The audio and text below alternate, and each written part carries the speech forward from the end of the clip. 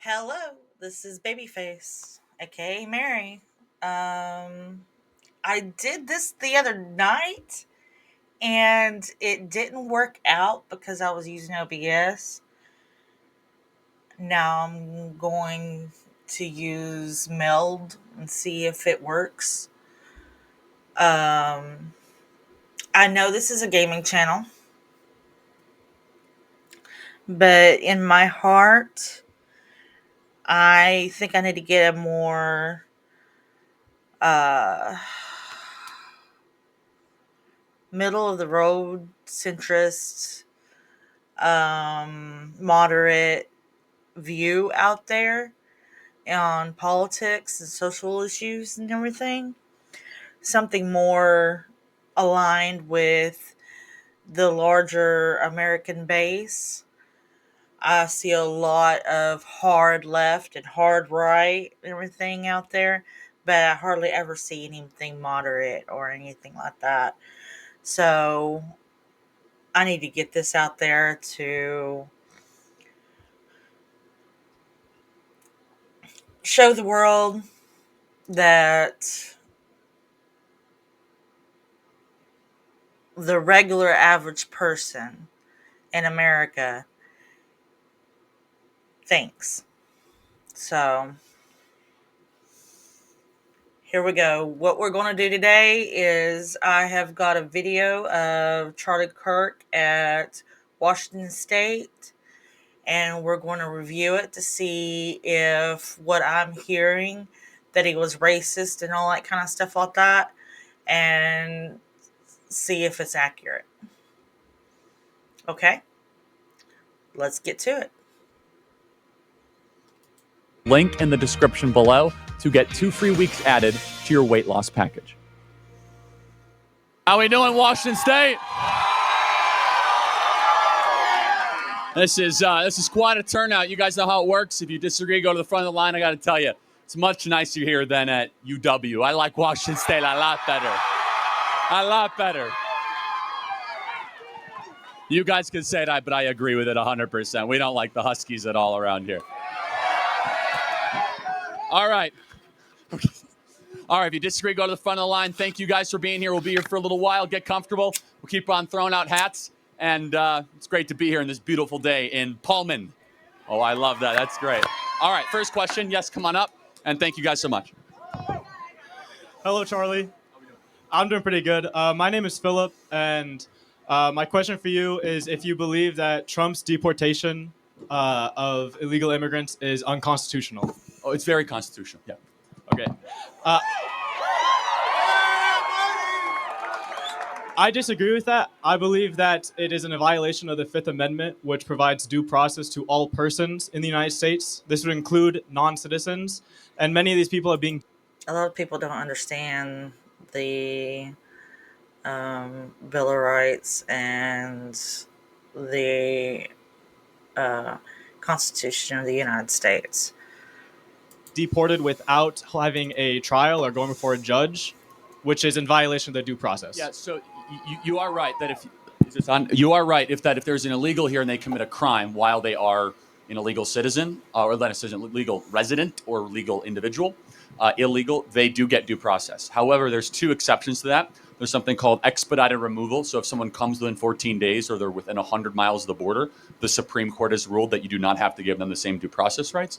Or if you invoke the Alien Invasion Act, which President Trump has, 1798 law, which allows you to expel people that are here that might be part of enemy gangs or enemy organizations that have invaded the homeland. So under those 2 provisions, you are allowed to expel people here in the country without This is accurate. traditional due process rights. Well, I do have some issue with that, specifically with your second point of Trump relying on the Alien and Sedition Act. We can see that whenever Joe Biden... It's not the Sedition Act, but you're close. Yeah, sorry, no, you're good. It's the Alien Invasion Act, but it's fine. It's all good. It's actually, they were passed right next to each other, so you're not that far off. So we can see with Joe Biden, when he tried to forgive student loan debt, he was relying on a law that was roughly 20 years old. And the Supreme Court said in that case that a president relying on a law that was passed in a time that's too different from today's times can be unconstitutional. And I think if that was ruled to be unconstitutional with the law only being 20 years old, that Donald Trump relying on a law that was passed in the 18th century would be very unconstitutional. That point sounds smart. Should we get rid of the First Amendment? I'm confused where you're going with that. It's pretty old. The First Amendment. If you're going to go and claim the Fifth Amendment, you need to accept the laws that were put into place back then. It's from 1787. Should we get rid of the abolition of slavery? That's from the 1860s. Should old laws be getting rid of? Just because it's old doesn't mean it's bad. Should we get rid of the Second Amendment, the Fourth Amendment? You're the one arguing for due process, which actually was authored in 1791. Well, the difference is old that stuff these doesn't laws, mean it's bad. It just means to just criticize it on its merits, not how long it's been around. But these things have been reaffirmed several times. With the First Amendment, there have been several cases regarding the First Amendment. We can see that it was incorporated into the states. We can see with other cases like West Schoolbird versus Barnett. Same with the Alien Invasion Act. It's never been ruled unconstitutional. It's been heard many times. But when has it been reaffirmed by the Supreme Court? Multiple times. It's never, I believe in like 1850, there was another, 1950. It hasn't in the last couple of decades, of which there will be a legal challenge. But understand, this is specifically about Tren de Aragua and MS-13. That is specifically the carve-out of this. This guy is like a walking encyclopedia. Law that allows the president to have expedited removal of people that are affiliated with enemy gangs that, by the way, have committed crimes here in the interior of the country, to get them off our homeland. And so the question really is, if you're part of an enemy gang, shouldn't you go back to your country of origin and not stay here in the United States of America when you're raping or murdering or having domestic violence or abuse? Not only that, the American people overwhelmingly voted for that in November. Well, I don't believe that these people who are being deported are affiliated with a criminal organization. At least the majority of them aren't. That is incorrect. Because in order to come over here illegally, you usually use the drug cartels in order to come over here illegally. The Trump administration has deported. Every one of them has documentation that they're part of MS-13, including Garcia from Maryland. That's not correct. No, the Maryland dad, actually, it's come out. He was part of MS-13, acknowledged he was part of MS-13. He actually beat his wife in 2021. His wife said... The thing is so let's pick on Mexico for a second.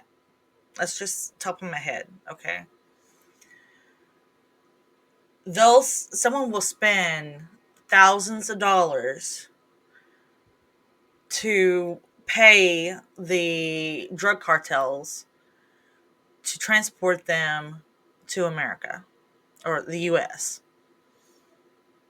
I shouldn't say America because they're part of the Americas. But they'll use that money to transport them to the U.S. How they got the money, I don't know. Whether they do it on credit, I don't know. And by the time that they get over here to the U.S., they're required to work for the drug cartels. In some case or another.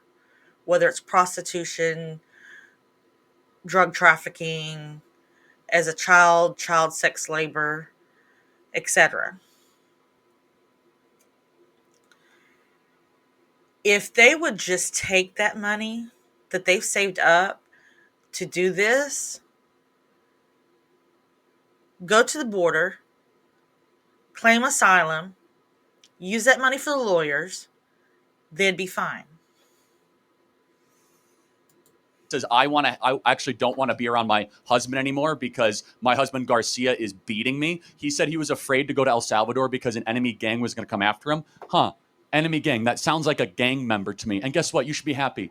He's home. He's from El Salvador, and he's back in his country of origin. We sent him home. He's not an American. He's not an American resident. He's not an American citizen. He's not here legally. He broke into the country, committed crimes, was part of MS-13, and was removed under this provision back to his country of origin, all of which is legal and perfectly accessible. You're saying all these things, and while they might be true, they've not been shown to be true. And the Trump administration claiming that these things are true gives dangerous precedent. No, but This kid's an idiot. administration They can have just been actually shown to claim be true. I that mean, a person living here is part of a gang. he acknowledged it. He said it in his own asylum cases. In 2019, his own documents, he said, I am part of a gang that if I go back to El Salvador, I will be murdered. I need asylum in America because another gang might murder me. And again, this guy beat his wife. Like, why are Democrats going out of their way to defend the worst of our society? Maybe they should. That I don't understand. Like George Floyd.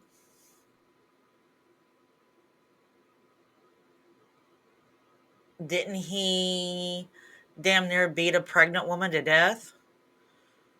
I mean, Jesus. The people that they praise and worship and all that kind of stuff like that is disgusting. Should fight this hard for American citizens for once. Like, you want to know why Trump is so popular? The left goes out of their way to fight for foreigners that have broken into our land and commit crimes and that have affiliation with the worst organizations on the planet, while the American citizen is being left behind. That is the power of our movement, and I wish the American left would have I agree, and that's why I'm doing this. some spirit and some fight for the forgotten men and women of this country. Not just foreigners here illegally. Final point, if you'd like to make one. Thank you for your time. Okay, thank you. Yeah.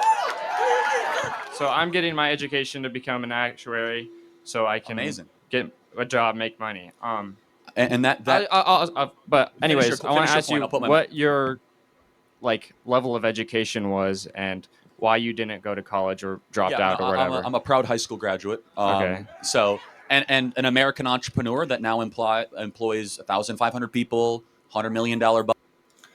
As far as education goes and everything else like that, I can see it for like doctors and lawyers and such. However, the majority of the things that you go to get a college education, you can easily educate yourself online with. I can learn more Googling something than I can spending 4 years in college. And that's sad. I mean, it's a good thing that the American public can educate themselves in certain matters and stuff. But it's sad that college is so watered down. The learning in college is so watered down, and it's just not funny. I have gone to two separate colleges and faced the same thing. Um,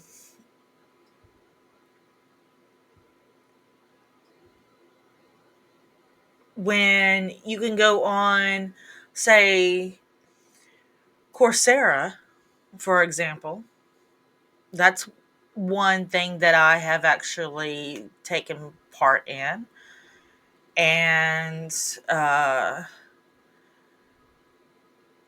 get get evidence of knowledge that way.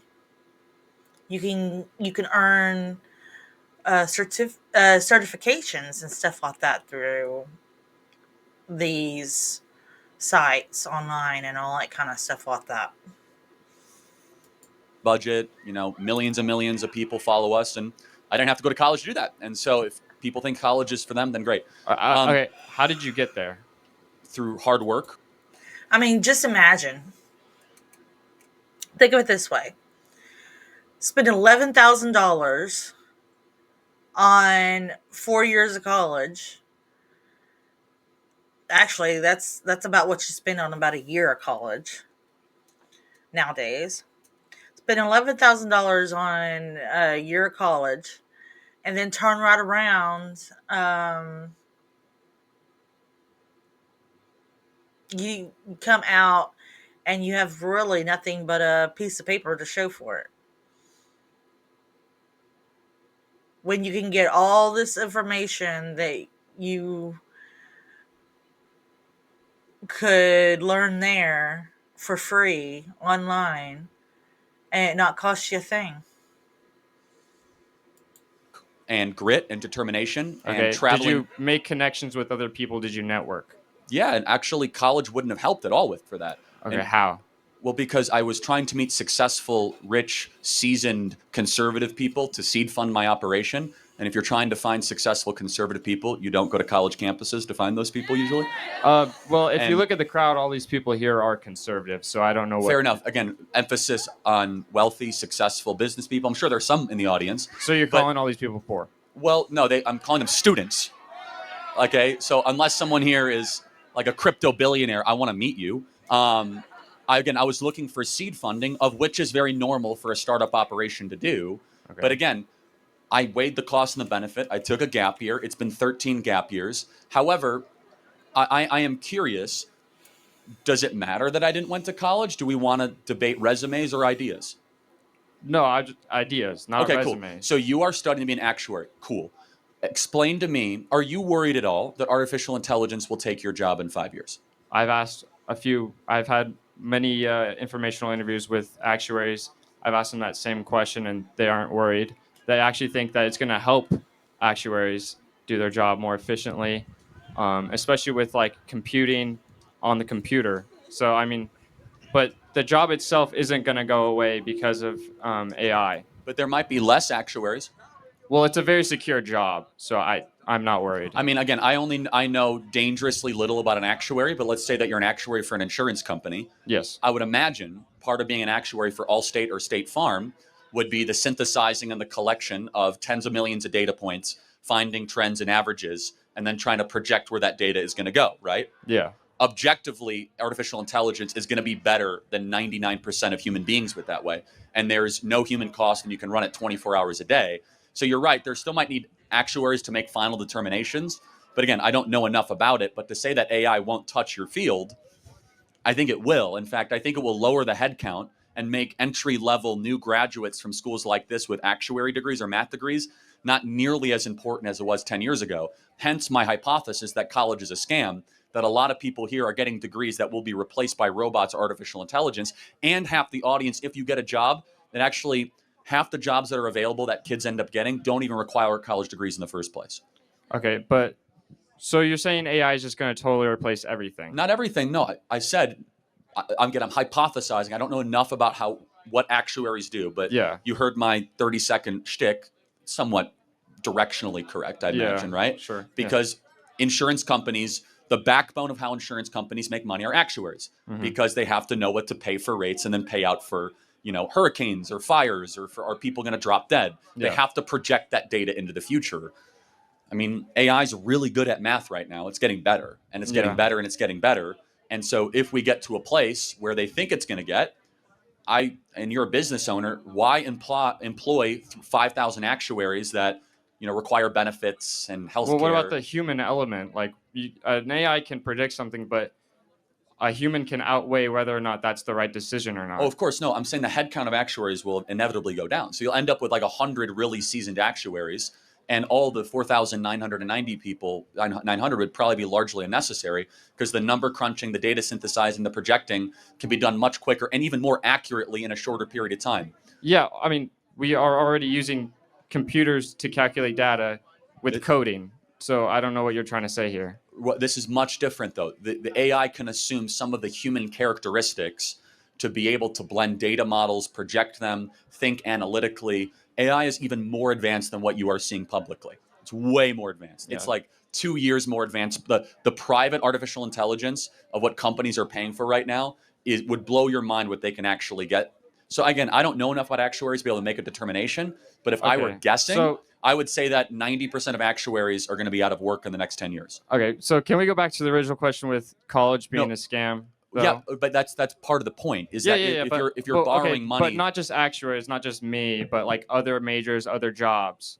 Uh, you always talk about like social, like liberal arts majors, but what about like I don't know, like teachers? Teachers need to get credentials well, and all teachers that. are also going to largely be replaced by artificial intelligence. They But already why are. would we do that? Well, but it's already happening. It's not a matter of why. Again, I actually think there's some So problems with it. you would like a No, I'm not kindergarten saying to be no. taught by an AI? I'm observing a trend. I'm not even saying it's good. I'm saying it's happening. Okay. I'm saying that we are seeing teacher.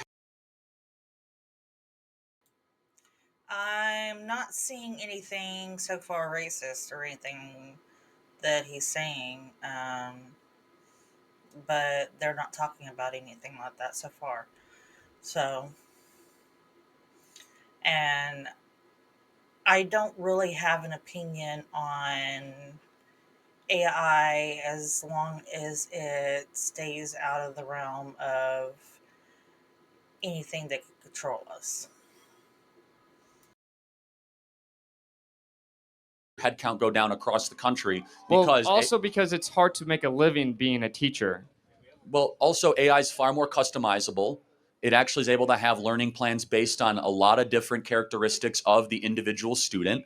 We're seeing kindergartners across the country use it. I'm not saying it's a good thing. I actually think we lose the human element of teaching. Yeah. We can agree on that, but it's happening, right? So Mhm. we could fight the future. It's the direction it's going. So the question should be, is college worth it like it was 20 years ago? And increasingly, the answer is no. Again, half the kids in this audience, I'll reiterate it because I wasn't as clear as I should have been. Half the kids in this audience, if they get a job, they'll end up getting a job that doesn't require a college degree, rendering their time here largely useless. But they network here and they make friends and stuff. You also can network outside of college. You realize that, right? Yeah. If the argument is that this is a glorified LinkedIn, if that's what college has Okay, become, I'm not really trying to make that point.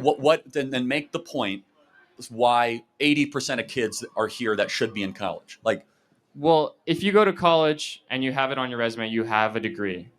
What that shows is that you can finish something and that you are trustworthy of finishing something. increasingly, people are looking for kids that didn't go to college. In fact, they're bringing back competency tests and IQ tests. Increasingly, it matters less and less of the credential, matters more and more of the competency and the character of the applicant you're looking at. Look, you are right. In certain fields, they require a college degree. Respect, totally right. Mhm. But that's So that's where do they diminishing. go then? Where do they go? For what? In no college, where do they go? Well, we need more welders, entrepreneurs, Yeah, carpenters, people already HVAC. going. I had an old roommate. He left to become an electrician. And he's going to end up trade- making a lot more money than most of the people in this audience, actually. Okay, so what do? Everyone's becoming an electrician. Everyone becomes. You know, we have 11 million open jobs in this country right now that pay more than $80,000 or more a year that don't require a college degree. They just become, they just go there. Well, yes. So, for example, let's no be education. honest. Well, hold on. Just because you don't have a degree doesn't mean you don't have an education. You can be a lifelong learner right now because we have these supercomputers in our right-hand pocket. You could take Hillsdale online courses. You could do the Peterson Academy. You can listen to deep podcasts. You could learn more by listening to 50 hours of Joe Rogan talk to scientists than, I don't know, than the sociology department True. Very true. here at Washington State University. So the point being is just because you did not go to college or get a degree does not mean you are not cultured or that you are not in pursuit of knowledge. We actually have more opportunities for people to be wise and to understand the world than ever before. But let me just reiterate it. Many of the people here in college are in college because there's a shame element to becoming a carpenter. There's a shame element to becoming an electrician. No one wants to say, oh, I work construction. And no parent is like a proud parent. They're like, what's Johnny doing? Oh, Johnny's become a welder. It's like that's kind of looked down upon. Instead, it's like, oh, my kid goes to Washington State or my kid goes to UW. There's nothing necessarily wrong with that. But we have 11 million job openings in this country that people simply don't want to do right now. And that's a tragedy. And they pay really, really well. And they're not going to be replaced anytime soon. Okay. All right. Well, Thank you for your I don't time. know if I got anywhere with you, but Thank you. Have a good day.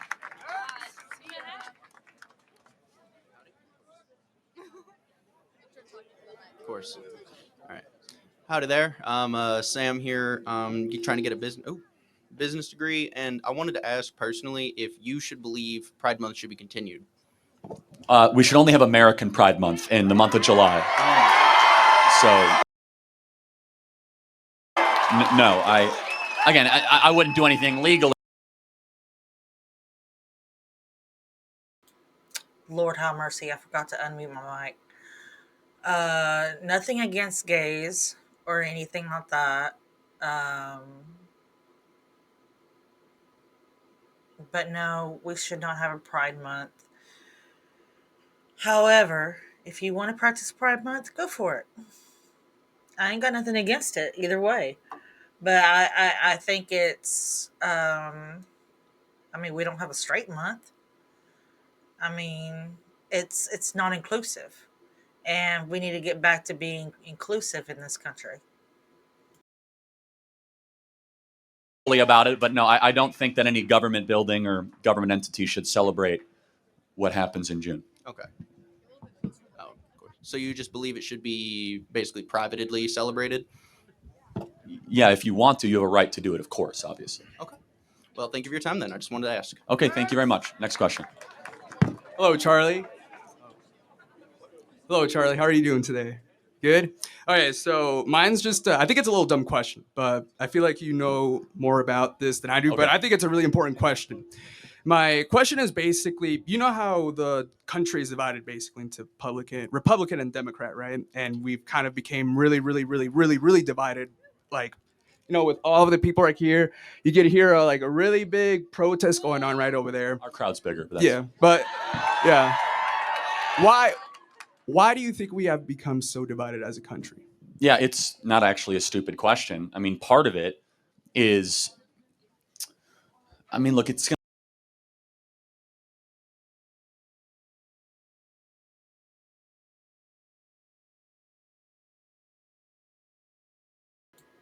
Lord have mercy. I'm not used to muting my mic. I've got some back feed, and I'm just not used to mute my mic. Sorry. Um, I think we're not as divided as the media wants to claim. At least that I've seen. I don't see that many people disagreeing with me on social media. Um,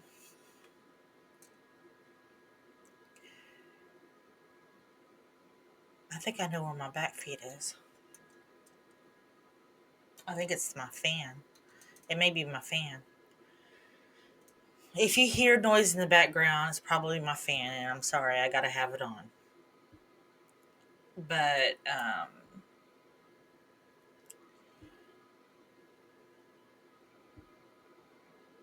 I just don't see us being as divided as the media wants to make it out to be. And the media, who is divided is because of the media.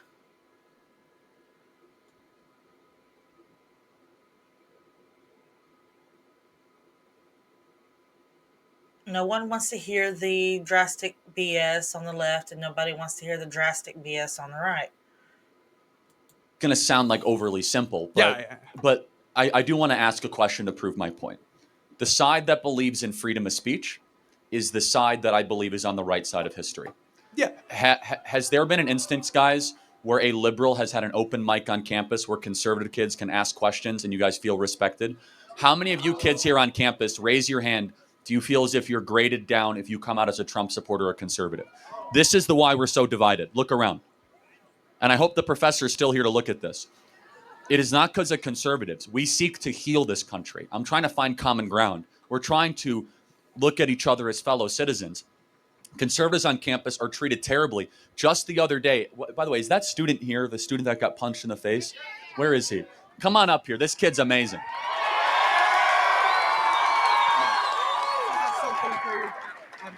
I also have like a gift for What's you. your name again?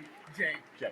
So this is Jay. He has a gift for me. That's fine. So Jay got punched in the face by a professor here at Washington State University because he was wearing a MAGA hat. Jay, am I telling the story correctly?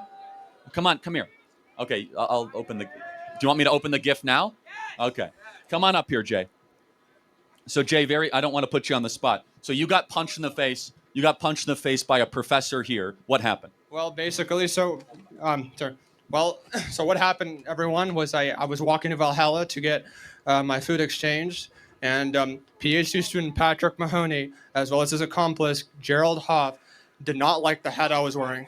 All right, or Patrick, whatever. And when my head was down, remember, I made zero eye contact with him. He saw my hat. He ripped the hat off my head, crumbled it, I had to go confront him and say, "What are you doing, dude?" Because he had the hat on it. Then he told me to go get it. I'm sorry. Then after that, of course, he leaned towards me. So like you see, I had to go throw my food at his face, and then no, he did because I thought he was about to throw a punch.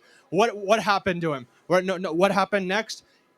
He charged at me. I had to stand, my ground, and then also Gerald Hoff also came at me too. Gerald grabbed my leg. I was falling down. Patrick grabbed my chest, slammed it on the road pavement. Then he grabbed my head and also slammed it on the road pavement as hell. And when he did that, I remember, oh my goodness, no. So on like far left, like Reddit and also Discord. I hope there's retribution for this kid. I hope there is retribution for this kid. And I just realized I didn't mute my mic. Oh well. Crush the heads of your opposition, crush the heads of your fascist when he did that. And this was a professor, right? Teaching 103. So, by the way, God bless you, man. Thank you so much. That was really great. Thank you. This is why we're divided. I hate to put it that way, but if a conservative professor would have hunted down a Kamala Harris wearing student, it would have been a hate crime and the number one news story in the country. Now we could barely get attention for a young man who was punched by a professor here at Washington State University. They're the ones dividing the country. We're the ones trying to heal it. Thank you. Hi, Charlie. First off, it's great to meet you. Yeah, sure. And I'd like to thank you for putting this whole thing on. I think we definitely need more room for open discussion between the left and the right. And I think that the lack of that is what has contributed to so much, polarization in our country. But I do have one particular policy question for you. So I was watching a video of yours about a week or two ago, and you were talking about the Biden pill penalty and the Inflation Reduction Act, if you recall this.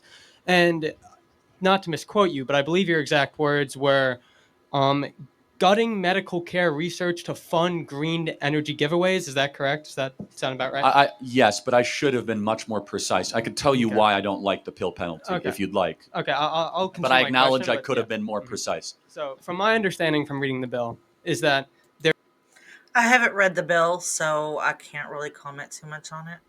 there are two separate streams. So, like the green energy reform comes from corporate taxation, and the decrease in medical research that you're talking about comes from lowering prescription drug prices, which in turn could lower the amount of medical research. But it's projected that in 30 years we could see a 1% decrease in that. And just to add a final point to my question, you seemed very bothered about how this would disrupt medical research, but I haven't heard you speak out yet about all the funding and the money that Trump has withheld from multiple.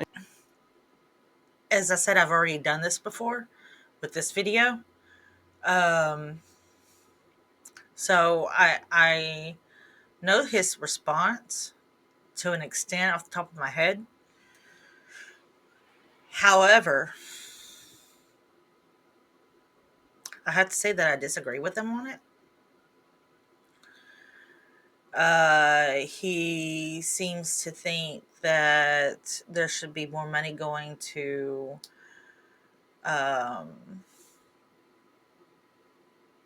benefactors, and I think there should be more money going to the scientists, etc. I am not big pharma. Definitely not big pharma. Institutions that do medical research. So I just like it's a great question. What's your name? Shay. Shay, thank you. That's a great question. Yeah. Very policy specific. I'm gonna do my best to answer without boring the crowd. So number one, I'm a big believer in private incentives and a reduction of public funding. So if someone were to come up, let's just take a drug, and I'm very anti pharmacological agents most of the time. But a drug that is objectively really good for humanity is a statin. Like statins are really, really good. They lower your cholesterol. I would prefer you lower your cholesterol in other ways. Cholesterol isn't also the killer people think it is, but there is a correlation sometimes with high LDL levels and heart attacks. We can agree with that. Yes. If someone was to create the statin and all of a sudden there was not a profit motive for them to be able to sell that product, then why invest all that money in the research and the development? I'm not a doctor, but I will tell you that the best way to lower your LDL and all that kind of stuff like that is to do a lower carb diet. Development. So that's where I come from on this, Mhm. is that if we are to find drug breakthroughs, then the people that are investing that money need to have an incentive to do so. And that is one of the reasons why America has led the way in some of the most exciting drug advancements of the last 20 or 30 years. Public funding does not always have that same sort of incentive structure. Now, to strongman my own argument against me, some of the greatest medical advancements have come through public funding, but not all of them. And so it's a mixture.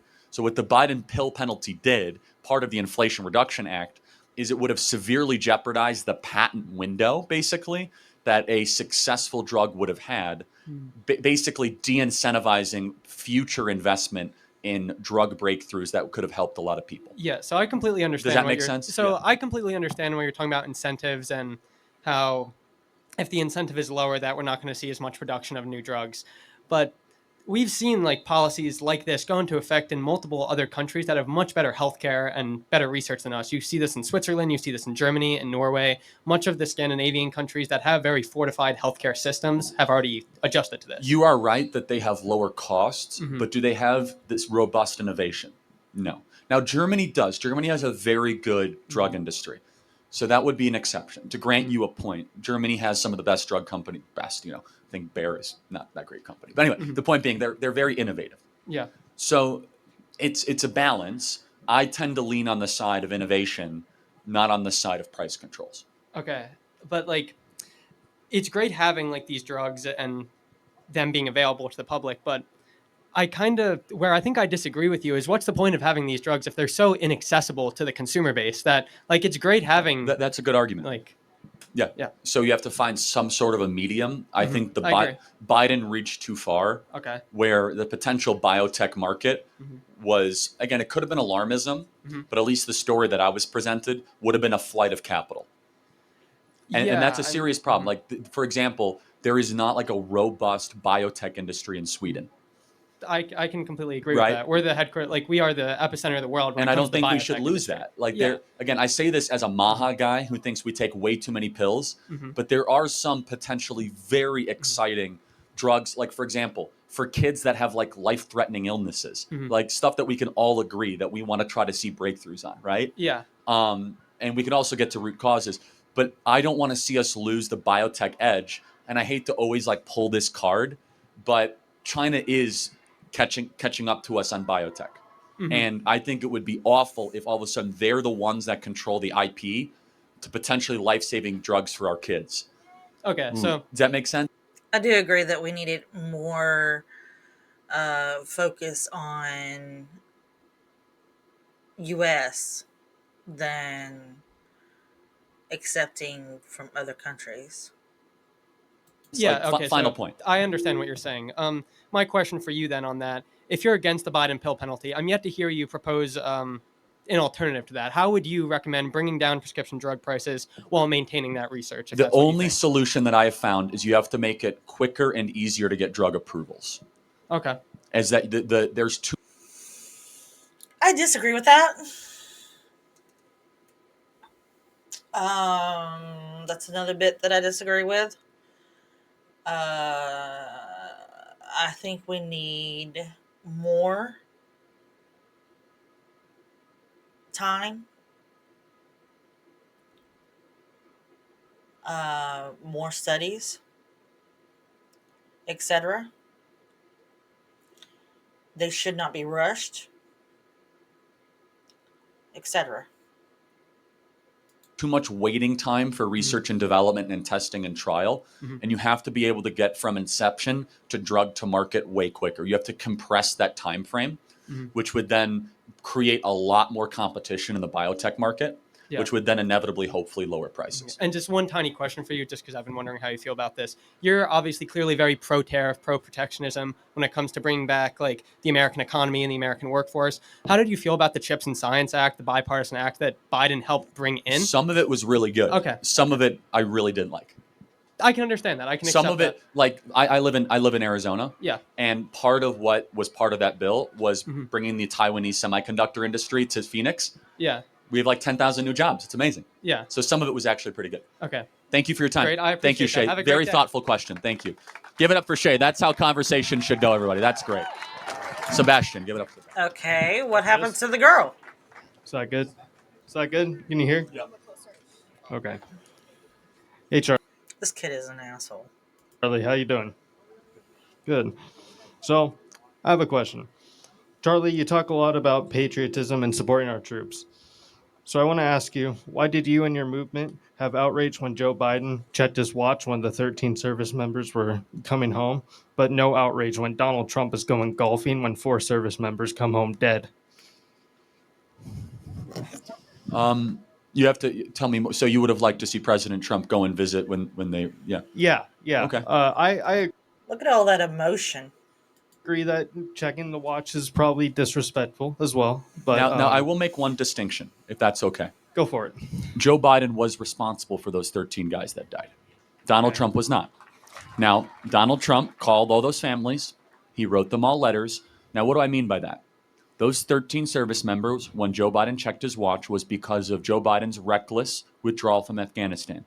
He was solely responsible for the death of those 13 people. The 4 men that Donald Trump did not I agree. go to the funeral service of which I think J.D. Vance did, for the record. But fair, you could have an opinion on that. Yeah. It was because of a training exercise.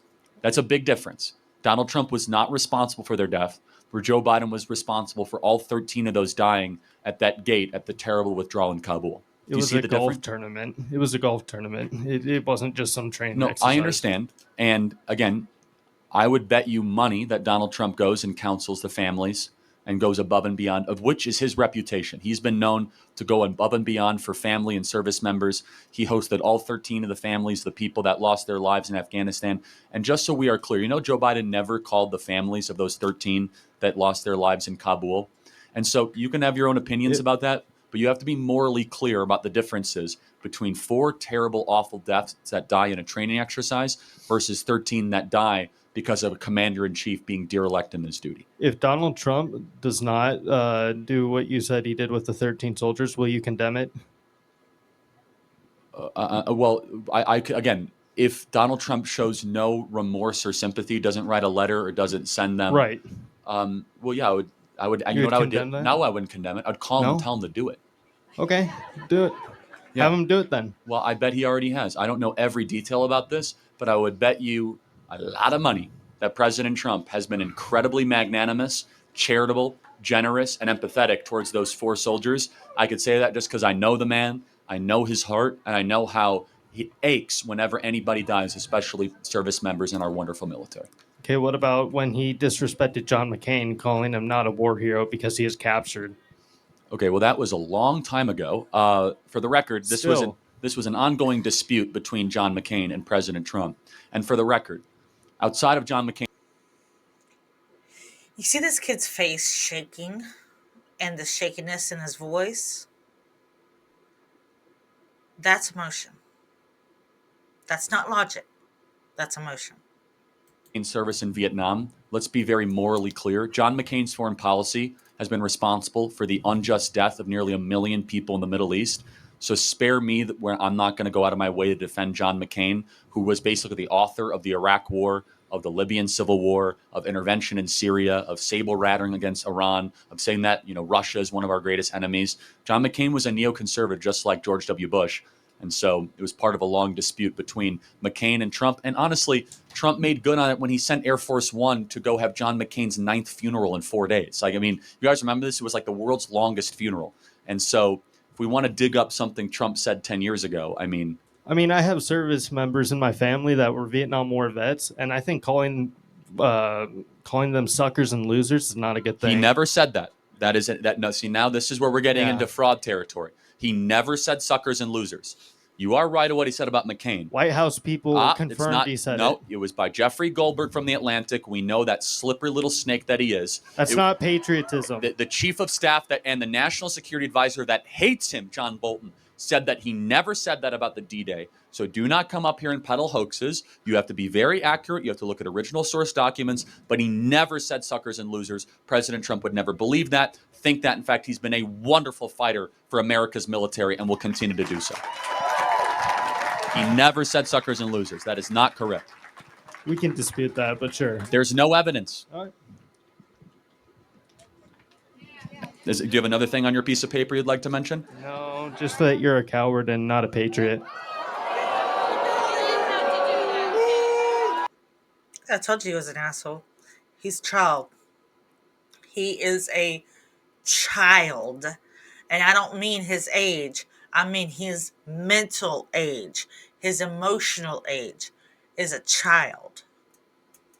Thank you.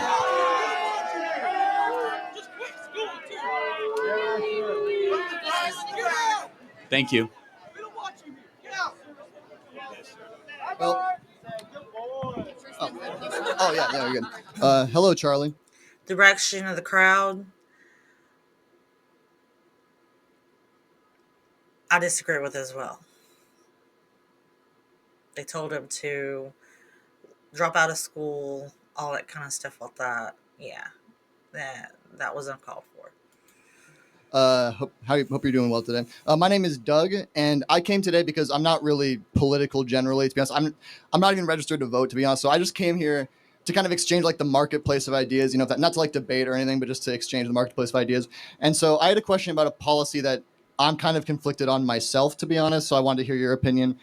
So I was wondering, and please let me know if I'm like misinterpreting your political positions, but you are pro-life generally. Would that be a correct assessment? So I was wondering, very much so. All right. So yeah, I just wanted to check. So if given the opportunity, that is like a hypothetical question, would you go and abort Hitler before he was born, or would you raise That's a him? very good question. That's actually a morally good question. Yeah. That's not. It could come across as a troll, but continue. Well, I'm asking the other scenario is if you would maybe allow him to be brought to term, so he could be raised in an environment where, like, similar to how Kanye West said. Okay, I gotta say this. If Hitler wasn't Hitler, somebody else was going to be Hitler.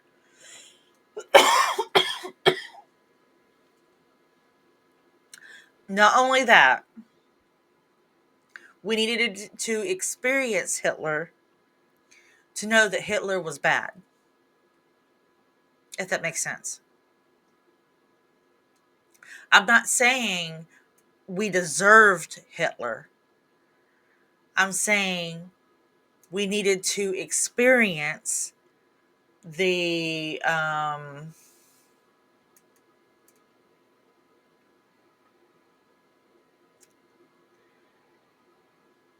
pain to grow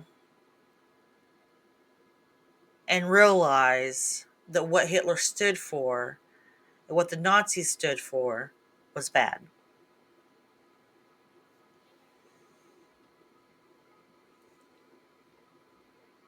He became more sympathetic to Jewish people after watching 21 Jump Street. Would you raise him in an environment like that instead, so maybe he would be a better person? All right, now you're trolling. But okay, I'm sorry. I'm just trying to ask you the question. It's a very difficult moral question. Yeah. I don't know the answer. That's fine. Yeah, I don't know the answer either. Yeah. Okay. All right. Well, thank you for your time, Charlie. Thanks. Register to vote. I sure will, man. All right. Okay. Can you hear me? Yes. Okay. My name's Isabel. It's nice to meet you. First of all, I appreciate you having an open forum and not just talking at people, like giving a chance for people to ask questions. So I appreciate that. My question is, I tried to ask someone that knew, but I don't know if on your stance, if a woman is raped, if they should be able to have an abortion or not. The baby's life should be protected is my position. So. Okay. Are you aware of Lisa Medina's case? Was this the Ohio young lady that? Okay. I do have to say something about this. As far as rape is concerned, or incest is concerned, I think it depends on the mental state of the mother, whether an abortion should be acceptable or not. And I'm trying to look at this more as a medical standpoint. I would rather see an abortion than see somebody jump off a bridge. That's my take. because that becomes, instead of one life, that becomes two lives that are lost. Now, I was raped and I had a child from this rape, and I kept the baby and I raised the baby, because simple fact is that it's not the baby's fault.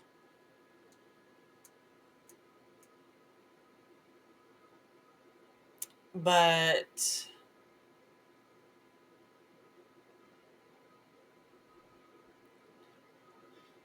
like I said, I would rather see one life lost than two lives lost, if that makes sense. Other than that medical excuses, there is no excuse for abortion. If you try to make up an excuse for abortion, you're making bullshit up. And you're disingenuous. That had to go to another state to get an abortion? No, Okay. she was a Peruvian woman. Well, she was a kid. She was 12. This is the 10 or 11-year-old, or 5, actually. She was 5 years old, and she had issues with her reproductive tract, and she was pregnant. She was sexually abused, and she got pregnant at 5 years old. I am familiar with the 5-year-old. Just so we can both agree, it's a real case that is extraordinarily rare. I mean, it's like a 1 in 300 million case to be able to get pregnant before the age of even 10 or 11. I agree, Okay. but it's There's been like 12 documented cases. okay. I feel like 12 is still a good amount. Like 12 is still a fair amount of people. You know, they're real. And to add to that, what I just said, the mother would need therapy, psychological therapy, for a good bit of time before such an idea is even considered.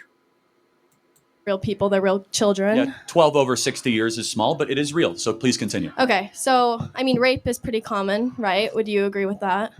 It is, yes. However, there's a lot of fake rape claims as well. But I mean, rape is not nearly as common as people say it is. But yes.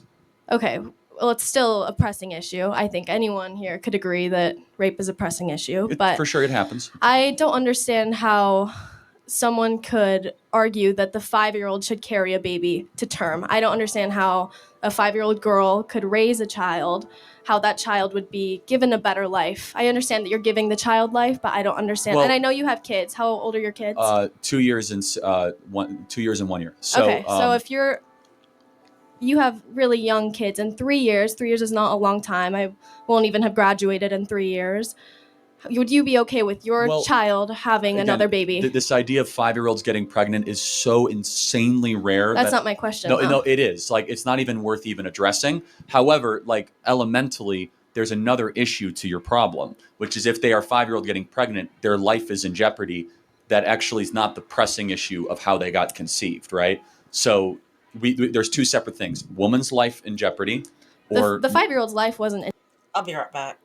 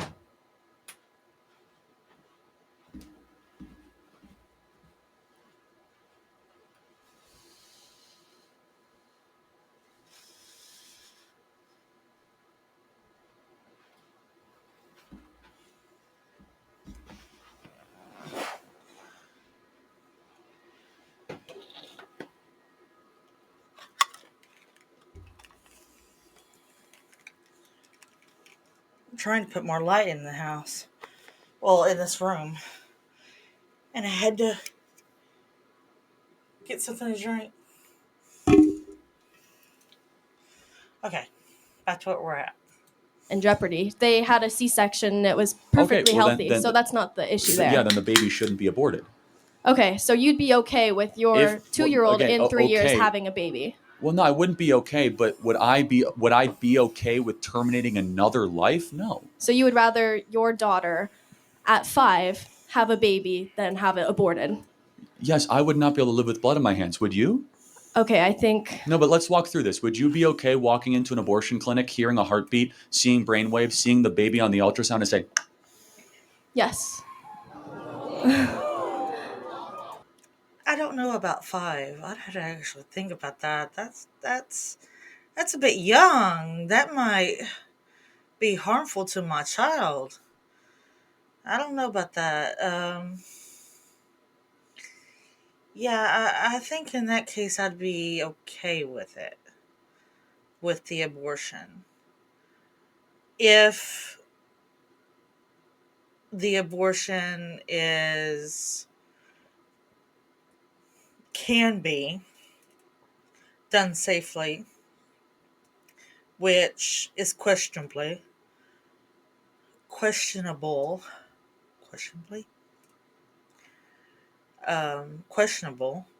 So,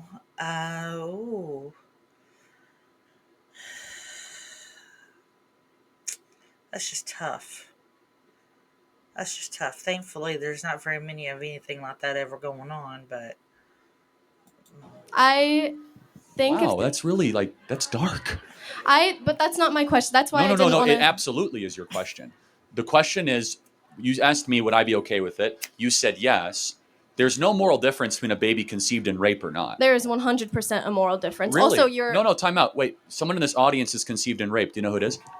I have no idea. Because they're all human beings, regardless of how they were conceived. Okay, but that doesn't... Oh, no, because there's no moral difference of the human being's method of conception. You don't get more rights if you're not raped or less rights if you're raped. You're a human being regardless. Universal human rights apply to all people regardless if they come from a loving family or they come from a horrific, evil tragedy like rape. Okay, but what about the life and the moral well-being of the mother? And I think as a man, it's something that's harder to understand. If you are raped and you have to go through carrying that baby, that's something you will never be able to understand. And I can agree. That's why I didn't want to debate abortion. I just wrote a paper on abortion. I can totally understand how, in the cases outside of rape, incest, or the life of the mother, how it could be seen as murder or things like that. But I'm specifically talking about rape. No, I got it. You could see it as it's seen as murder. Then why would murder be the answer to rape? She reminds me of my middle daughter. She looks almost just like her. That's exactly what you're postulating. That is not what I'm... That's not the answer to rape. I agree. So life should be the answer to rape is what we're saying. And if a baby is conceived in rape, you don't all of a sudden say, let's do something more evil because something evil happened. By no moral standard do two wrongs make a right. We know that. We're raised saying that. And so when evil thing happens, human life created, that human has rights, we have to respect them, including the right to life. And I'm saying I don't think you will ever be able to possibly come close to understanding as a man what it is like to be raped and have to carry that baby and relive all of that trauma. You will never be able to understand that. That's not what I'm talking about here. The point being is, are we allowed to discuss stuff just because we don't know what it's like to be the other sex? I would not be allowed to discuss what it's like to get a vasectomy or what it's like to experience that. No, I don't have. But have you personally been raped? No, okay, I have. Then my mother has been raped. Okay, but and had to carry the abortion. The point being is, then how are you able to personally be able to talk because I'm a about woman it? and You're using a fallacy called a argument from authority that if you only have a certain merit badge or a certain distinction, you're allowed to have opinions on that topic. Men can have opinions on this just because we have prostates and not uteruses. Okay, and I agree. You can have your opinion. I'm not saying you can't have an opinion, but I'm saying you can't begin to understand the depth of what that would feel like to be raped by someone and have to carry that baby. Yes, and equally, there are millions of women who regret having their abortions. I mean, so what is the argument? The argument is I wanted to know about the 5-year-old and if you would like your 5-year-old child to have a baby. Of course, I would not like it. You are Okay. you are putting in an impossible moral situation of, would I be comfortable slitting the throat of a baby on an ultrasound machine? It's not impossible because it has happened. And Okay, I guess 12 times, according to 12 you. times in 60 years. I mean, it's so insanely improbable for a 5-year-old to go through prepubescent puberty and then get impregnated because they were raped. It's like you have a much higher likelihood of, like, I mean, it's like much higher likelihood of winning the lottery twice than that happening. Okay. Just so we are clear. Okay. And again, but I answered your question coming in good faith. But would you agree then we can outlaw all other abortions except rape, life of the mother, and incest? I wouldn't necessarily agree, but I would have to think more about that. But my main issues are with rape, incest, and life And of the again, mother. my contention is that it doesn't stop being a human being just because of how that baby came into existence. Okay. Thank you very much. Thank you. To an extent, I agree with him. To an extent.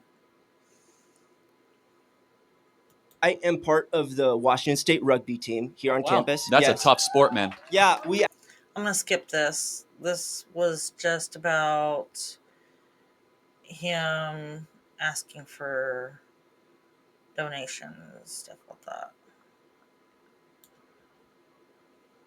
That's right. Anyway, so we'll do half. Hello there. I'd like to say thank you for doing this. I enjoy talking politics with my friends and everything, so I thank for this open environment. However, I think a big issue is that people just kind of find like a diehard and they're not willing to like say that they're wrong in certain aspects. So I'd like to ask you, just as a preface to all of this, will you admit that with Trump, what he ran on, from my perspective, was largely the fact that he would end wars and the economy would be better rather instantly is what he was rather pushing for. However, the wars are still going on. We're still seeing crimes against humanity in Palestine and stuff. You got to understand that politicians just talk. Okay? But as long as they try to do what they say they're going to do, that's what matters. Such force. Will you admit that he was lying, or at least didn't come through on his promises? No. I mean, he's trying to end the Russian-Ukrainian war. He resisted. Here's how amazing Trump is. Israel was like, we're going to go bomb Iranian nuclear sites, and Trump's the one that stopped Israel from doing that. It's a big deal. You can acknowledge that's big, right? Yes. And so, as far as the economy, we're 80 days in. Gas prices are down, egg prices are down. We're going to see a major tax bill. How about we can agree? Let's talk in 1 year about the economy. Cool? Because it's way too early. Let's give Trump a year. See, I would like that, but the issue that I have with it is the fact that he said the second he gets in, like within the first week, I can't remember what his exact words were. He's like, "I'll make a call to Russia and we'll get this ended." That was his promise. Is what I'm having an issue with. Fair enough. Yes, there is political bravado at times, but to Trump's credit, we are closer to ending this war than escalating it. Steve Witkoff just sat down with Vladimir Putin, who is his special envoy, for 5 hours. It's an incredibly difficult situation to end. And I do want to see the wars end. I mean, you and I have an agreement. I happen to be on the pro-Israel side.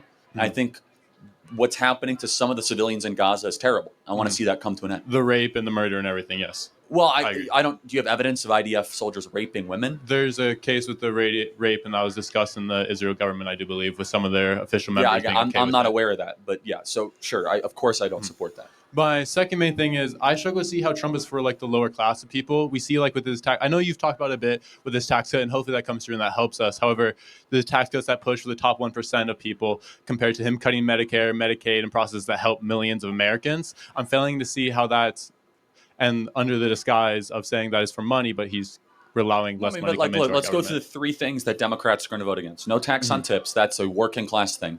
No tax on overtime. No tax on Social Security. Those were big. Those three. And I'm okay with those. No, I got taxes, that. yes. And he's actually proposing a tax hike on the 1%. I don't know if it's going to pass, but he has also he's also suggested closing the carried interest loophole. So there's a little more there than you might always hear on the media. From my knowledge, though, most of the taxes that he has provided, though, largely favored the top percent over the middle class, though, unless I'm wrong. But to my knowledge, no tax bill has passed.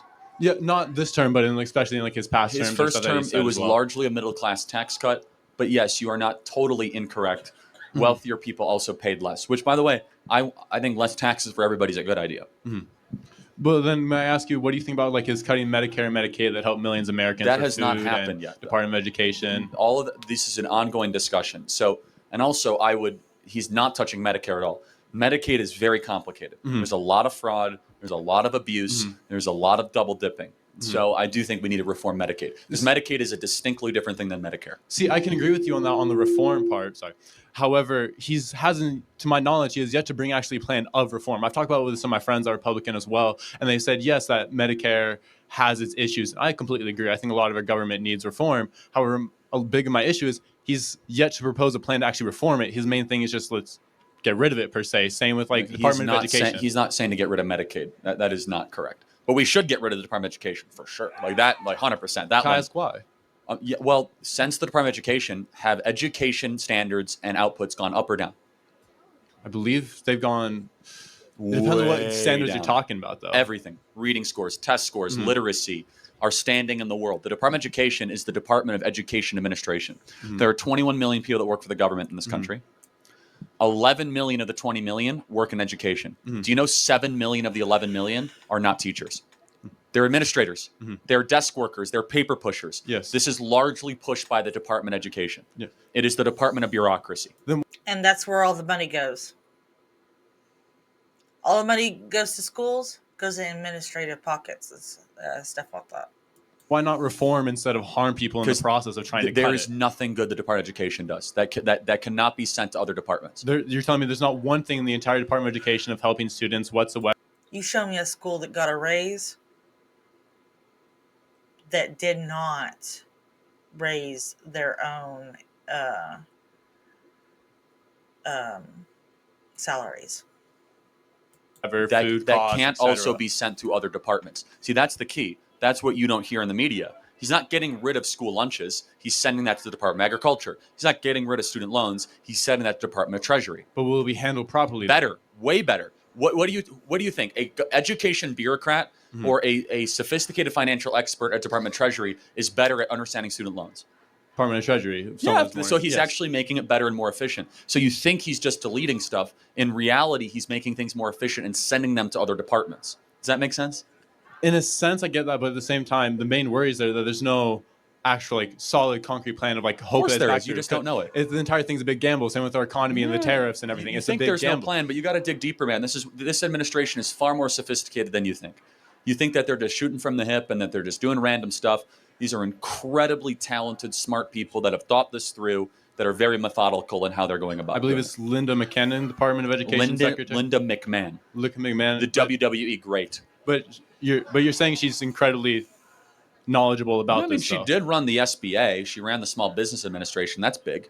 She ran a multi-billion-dollar business. But then into the Department of Education was a different stance, though.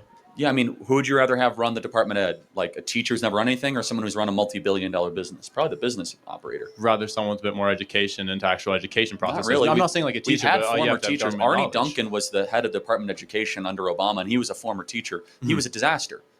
Our education department and our education standards in this country are some of the worst on the planet in the industrialized world. It's largely because we centralize things in D.C. that should be sent to the states and sent to parents and sent to families and local areas. And the president's making good on his promise to abolish the Department of Education. But in countries like in Europe, like Sweden, they have a much higher education. I do have to say that I've got a friend that when she found out that they were abolishing the Department of Education, she freaked out. She's got a young daughter that is in special education. And she's afraid that special education is going to end. I don't see that happening. So, but, we shall see. Level than we do, and their government has a much more involved program in the school. They actually have themselves. full school choice in Sweden. Do you know that? Do you know they have full school choice in Sweden? Full school vouchers. You can choose any school of your liking. But the government also is more involved in their schooling. Yes and no. We don't have school choice in this country. You guys don't have school choice in Washington. The money doesn't follow the child here in the state of Washington. Yeah. You know they don't have overbearing teacher unions in Sweden. So you got to do a little more research on some of this stuff. It sounds good. It feels good. It might be a meme you saw on social media. There's a lot more depth on this stuff. I encourage you to keep doing your research. Thank you for your time. Got to get to the next question. Thank you. Again, if you guys disagree, you guys can come to our wonderful team here and they'll work you through the train here. Hey, I'm from Germany, so thanks for complimenting on our Guten innovation. Tag. Thank you. Yeah, Hi. Deutschland über alles. No, not quite. You don't like your country? No? I love my country and I'm a patriot. No, I'm kidding, but yes, I'm just visiting my in-laws here, so it's awesome to be here today. I think it's great to have open debates for functioning societies, and so it's awesome. I have a question about NATO and the Western alliance more broadly. And please don't put me in the European box immediately, because I would say that Trump's first term was great as far as foreign policy goes. I think that our Chancellor Merkel did a really bad job with NATO and actually also with domestic policies. But now that we have the Ukraine war and Germany is actually paying more than 2% of their GDP to NATO and many other members as well, Trump is now raising it to 5%, which I think is, like, maybe you call it the art of the deal, but I think it's unreasonable. And the US themselves don't spend 5%, so I don't know quite where he's going. But my main question is about Ukraine, Russia, which you guys like bordered on a little bit. You said like Stephen Witkoff did a great job and he's like been there for 5 hours. He's been there several times now. I mean, they were bargaining also in, I think, Doha with the secretary. I have to actually check on that.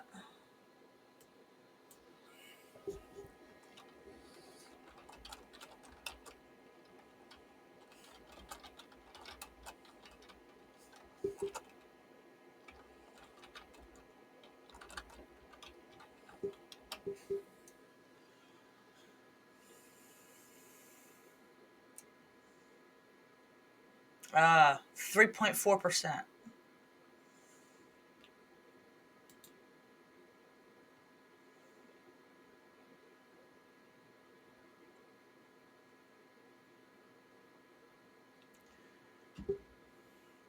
New spending target at the June 2025 summit in the Hague.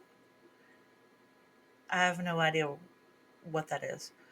NATO members agreed to a new higher spending goal of 5% of GDP by 2035.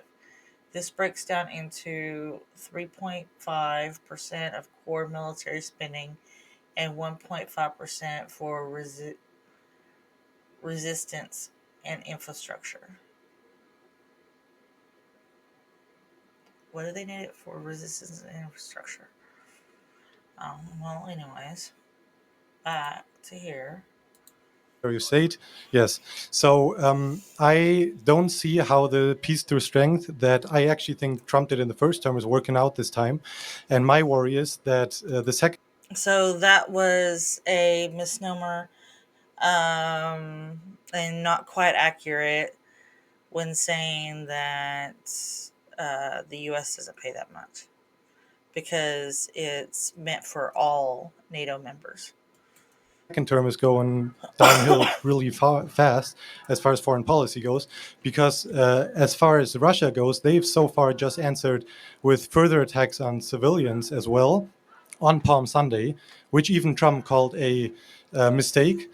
And after golfing at Mar-a-Lago, that is true. Yes, and after golfing at Mar-a-Lago with a European leader, he was at least like softly threatening with further sanctioning the Russian economy, but he hasn't done it so far.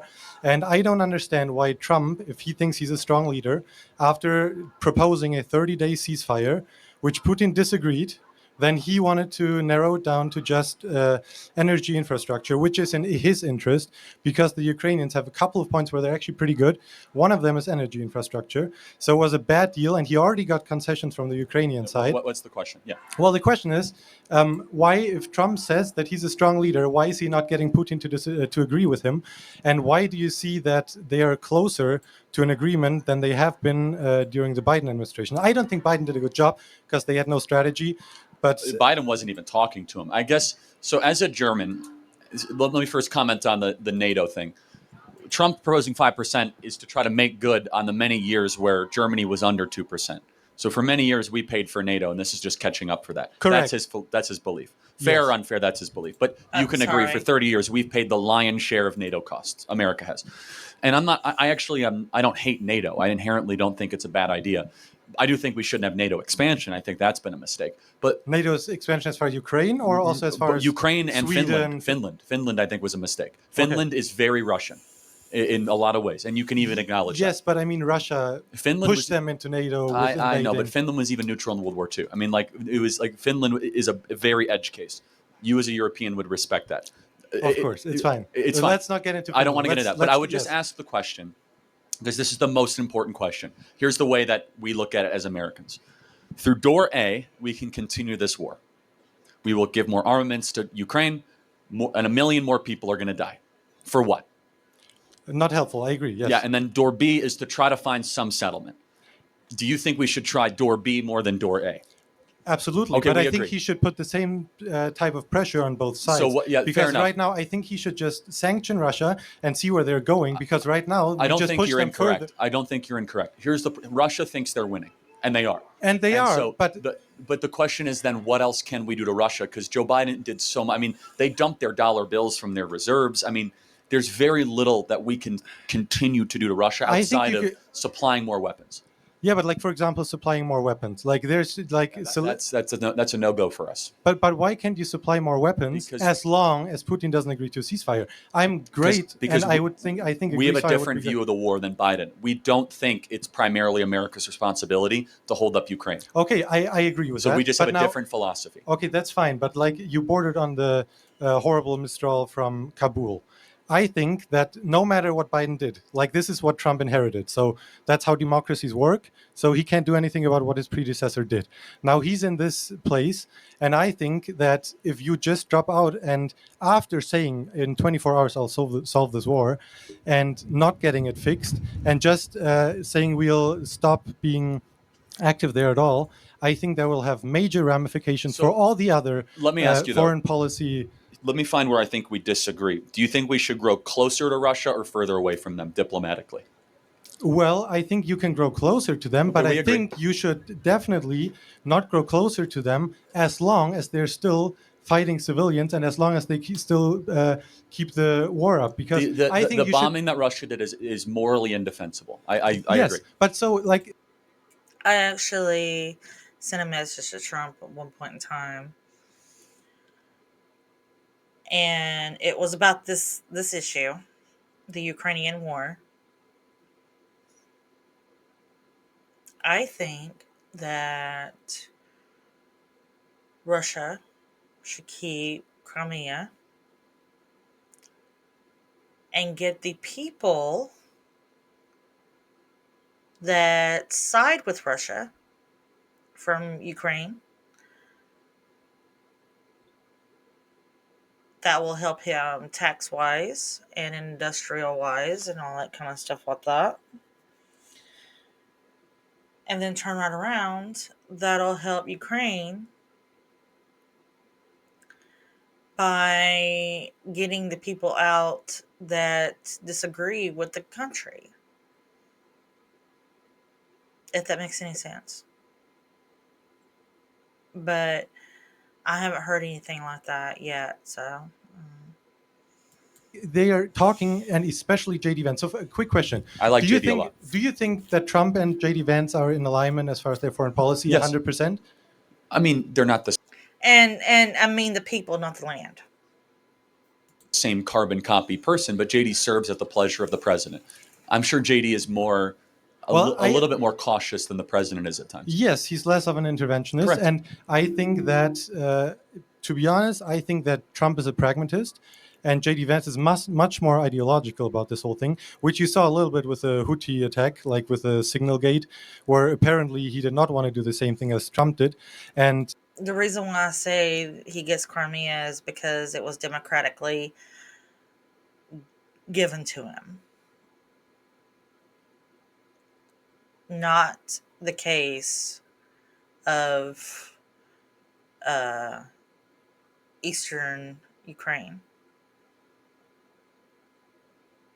However, eastern Ukraine, the land can benefit Ukraine if there's solidarity in the country. I just don't see how this is in any way in America's interest. How do you think? If you're perceived as a weak partner to And then just end the war. negotiate with, because so far, So your opinion, the Europeans are definitely thinking, and I think many more other countries as well, that Putin is playing with Trump, and I don't think Trump should be played with. it's a tough situation. I got it. Thank you for that, and I can tell you're coming from a good perspective. The difficulty is that even bringing the Russians to the table has taken a lot of concessions because of how far apart this was at the beginning. And now I don't think it would be unreasonable for Trump to be able to use other non-military measures to try to remind Putin that he can't just bomb civilians and we're actually trying to end this war. I agree. Where we as America firsters come, though, we want to see this war ended. And we want this war machine to not be sending more armaments and missiles to a foreign country where a lot of people are going to continually unnecessarily die. And the problem is that as a European, this is much more close to home than it is for us, right? Yes, absolutely. So I agree with you mostly. I just don't know. Would you also like to have a normalization of the relationships to Russia, Yes, even big if they continue the war? It's contingent. That's a good question. I don't know. Okay, because I think if you do that, and that's my main point about NATO, I understand that the states say we want to focus on the Indo-Pacific because that's way more important to you guys than Europe, which I understand. And for Germany too. I have to say, agree. I think China's a bigger threat to Germany than Russia. I really do. I know you might disagree, but well, I agree as far as like infrastructure goes. I don't agree as far as the conventional ground war. But I agree with you. But I think that what Trump is doing right now is first of all pushing the Europeans more towards China. This is more like as far as the trade stuff goes. That's an unintended consequence. You're probably right. Yes, but I also think that you're pushing Russia further to China because I think so. I think that Putin right now thinks it's too early. He gets away too with early anything. to tell. Too early to tell. So well, but why do you think that? Why do you see goodwill in Putin? Like he could have agreed to that 30-day ceasefire, no problem. It was more to I'm not his even saying I see goodwill in Putin. I'm willing to give peace a chance because that has not been tried. And here's the most frustrating thing: we had a peace deal on the table a week into the war in Istanbul, Turkey, and Tony Blinken and Boris Johnson blew it up. I agree. I know, and there would have been less land for Putin, and it would have been no lives lost. And so this whole thing is so maddening. I trust the president to try to find a resolution here. And as a European, I think you're making very substantive good points. We just have a very different perspective. Why? We've spent $250 billion, right? Which you might get back with the mineral deal, but we'll see. Yeah, but also we've been invaded on our southern border while we did that. So it kind of plays into this idea that our leaders care about the foreign and not the immediate. And not to, insult your country, but there has been... Please don't. No, I'm just saying, for like 20 or 30 years, the Europeans have been a little asleep at the wheel.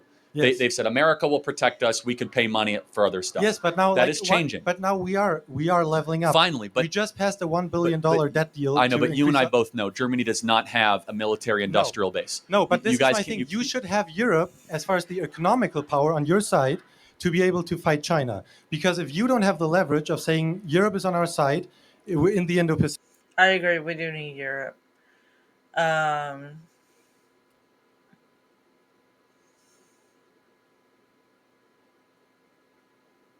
But that's to be seen. I think that'll have a major backlash. That's a smart point. I'm not even disagreeing with that. I want to give President Trump opportunity to end this war, and I'll just repeat this. You have to give him a little more credit, in my opinion, in your calculus of how hard it's been to even get Putin to talk. Because this was an icy relationship. I agree with that. No, I know. I just want you to factor that in. I just think he should pressure them and finally put sanctions on. Got it. Can I ask one more question about tariffs? Very quick, yeah. So this is like a little bit related because I think you can't quite separate tariffs and foreign policy and other wars. So do you think that Trump is going to get a lot of good deals in the next 90 days? Oh, yeah. The deals are already happening, yes. Which ones? Japan, South Korea. He tweeted out today, or Truth or whatever, Vietnam is coming down the pike. And by good deals, we mean more American products sold in these countries. Yes, I think that's a little bit one-sided because you guys have the great advantage to like export services all over the place. Germany has a lot of it. No. You guys have BMW and Mercedes Yes, and but- Volkswagen and Bar, Well, Trump was Bear asked- and Trump was Hugo asked who's- Boss and Lufthansa. I agree, You but- guys have some really good companies. BMW, so. you mentioned BMW. Yeah, they Bavarian export Motor a Works. lot from here. No, that is true. But if they're made here, that's tariff free. Yes, but I'm period. just It's yes. zero tariff. But Okay. BMW, to your credit, BMW makes a ton of product in America. Yes, and last question. But can do I you ask a think- question? Yes. How many Ford Explorers do you see in Germany? None, but they're also a little too wide because our streets. Oh, are okay, narrow. yeah. So there's You issues Germans with that. like your little skinny cars on the Autobahn, right? Okay, last Let me question. ask you a funnier question. Do you see any Teslas? Yes, we do. Now with stickers, I bought this before Elon went Oh, crazy. really? In Germany? Yeah. Yes. Anyway, one question about Yeah, Elon sure. Musk. So, do you agree that it would be a good idea, which he put forth when he was in Italy, I think 2 weeks ago, to have a free trade zone between America and the EU? Potentially, only if the EU makes a big promise on LNG. I think they would be totally willing to. That's because the we're- condition. Yeah. If Europe is going to be able to use America as their sole energy source, I think it's a good idea. And if Germany will drop its tariffs on our imported goods. I think they're willing to. Okay, and then- I think then that, that should be the I goal. think Trump should have a good relationship with Merz, and they should stop supporting But the AfD. there's one last thing. Europe has to stop this crackdown on free speech. And Yes, you- but look, Hold JD on, Vance, hold on. JD Vance's speech was good the first third, but he takes like one instance No, from it's Britain. not one instance, my friend. No, in Germany, there are hundreds of instances where they are knocking on doors and arresting people for hate speech violations But the because they're thing with racist. with the abortion clinic would have never happened in Germany, and Britain has a far This is left not even an government. abortion clinic. This is for racist No, speech but I'm online. saying what JD Vance quoted in his speech at the Munich Security Got it. I know. Conference. I got to get where to the I next also question. think but he should have talked about we will security. only. I think Europe needs to become a much better protector of freedom of speech than it currently is. I agree with And- that, and- but I don't think you should put all the European countries in one box. Germany's pretty bad. I think you are wrong about that. All right. You I'm should coming to have good Germany in commercial- May. I hope to see you All right. there. Thanks for talking. Thank to you me. Germany is pretty bad. very much.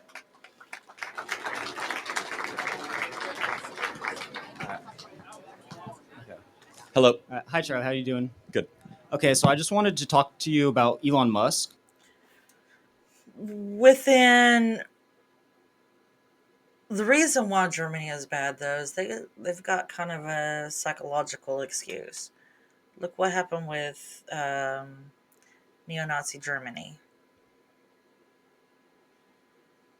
Well, not neo-Nazi, not if I could talk, Nazi Germany. Yeah. So they have a psychological excuse. Britain has no excuse at all. So I just had like a hypothetical question. So if Elon Musk was 3 inches inside of you and you were 3 inches inside of Trump, which way are you moving? You guys waited so far in line, and I got that question yesterday. Next Oh, question. Thank you. I missed it. He thought that was funny. Lord have mercy. Childishness. The childishness. I guess I'm just getting old. I guess 44, 45 is getting old. That's good. That's good. Thank you. Okay, fist thing. Hi, Mr. Kirk. My name is Hudson. I wanted to ask, how is cutting U.S. foreign aid beneficial to the United States? Well, more money for us. Duh. And also not funding countries that hate us, primarily. Some of which. We should not be the world's piggy bank. Well, I feel like soft power is very beneficial as against like providing weapons. It's a very good foreign policy tactic over just sounds strong good. army. Has it worked? I don't. Has it worked? The last 20 years, has soft power. Funding wars. That's what it's done. Funding wars. Power across the world, which is a neoconservative talking point, has that been good for America and good for the world?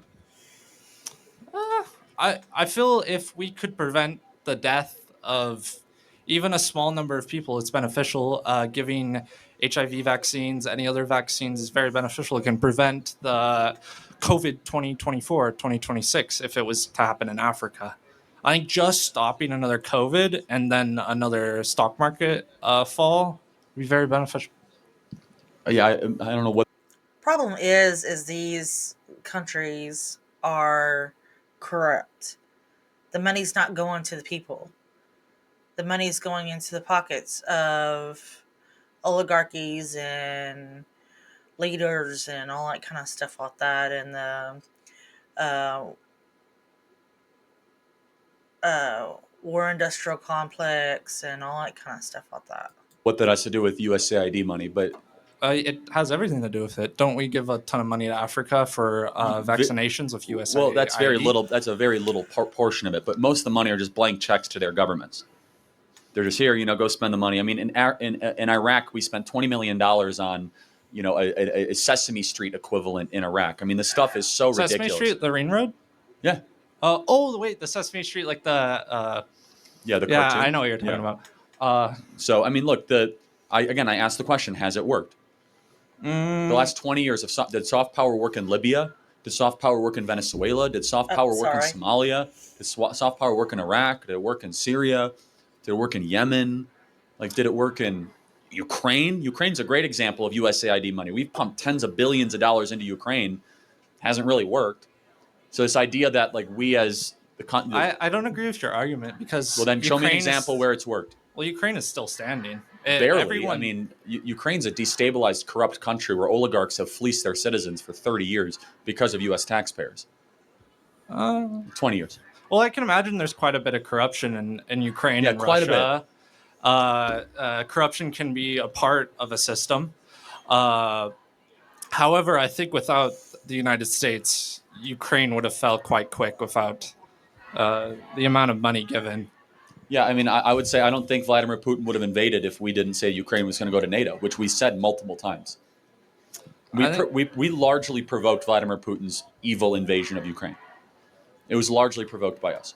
By us? Yes. Can you hear the protesters? But aren't we quite powerful? Yes, and we shouldn't have provoked it, is what I'm saying. We should have grown closer to Russia, not further away from it. I think Russia's always been a pretty bad faith ally throughout history. I think history. I mean, well, we did work with them to defeat the Nazis, right? So yeah, and then immediately after that, they were the enemy for 50 years, and even though, and the question is of whether it should happen. Thank you for your time. I got to get this question. Thank you. Who wants hats? Everybody, let's do some.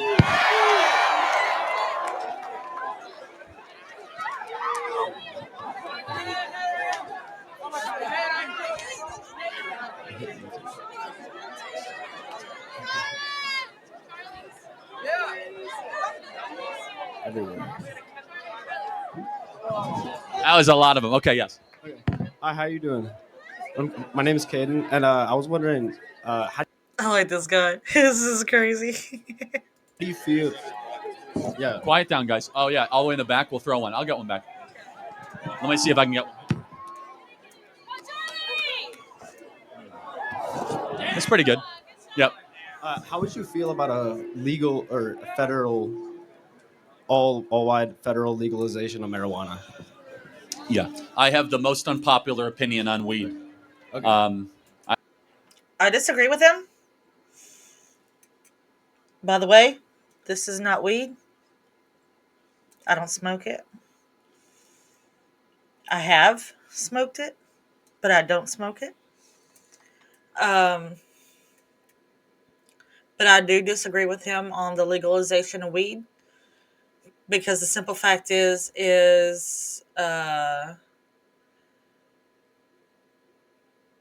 it doesn't really harm anybody as long as it's maturely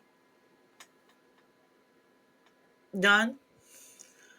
I think that it should be regulated like alcohol. That's my take. I don't think it should be legalized. Okay. Yeah. So earlier, you stated. Oh, okay. So, would you like to be taught by somebody that taught? Thank you. Thank you. Would you like to be taught by somebody that that smokes marijuana? No. Earlier, you said that Joe Rogan would be a better alternative to listen to, if I believe you said 50 hours. That it would be a better alternative to most of these college teachers here. Again, he ain't doing the teaching, man. He's doing the asking.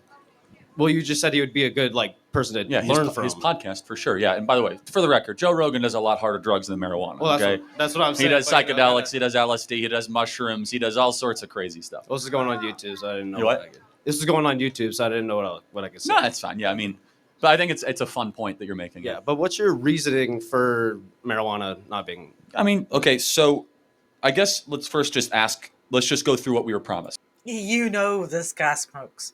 You know this guy smokes. We were promised that when weed was going to get legalized, less kids were going to use it. Do you agree? That was a talking point. I mean, are less kids doing marijuana? More kids are doing marijuana. Number one. Number two, we were told like, hey, this is going to prevent them from doing other drugs, and all drug overdoses are going to go down. Are all drug overdoses going down? No, they've been going up dramatically the last couple of years. Number three, they're like, hey, if we legalize weed, it's going to But not from marijuana. And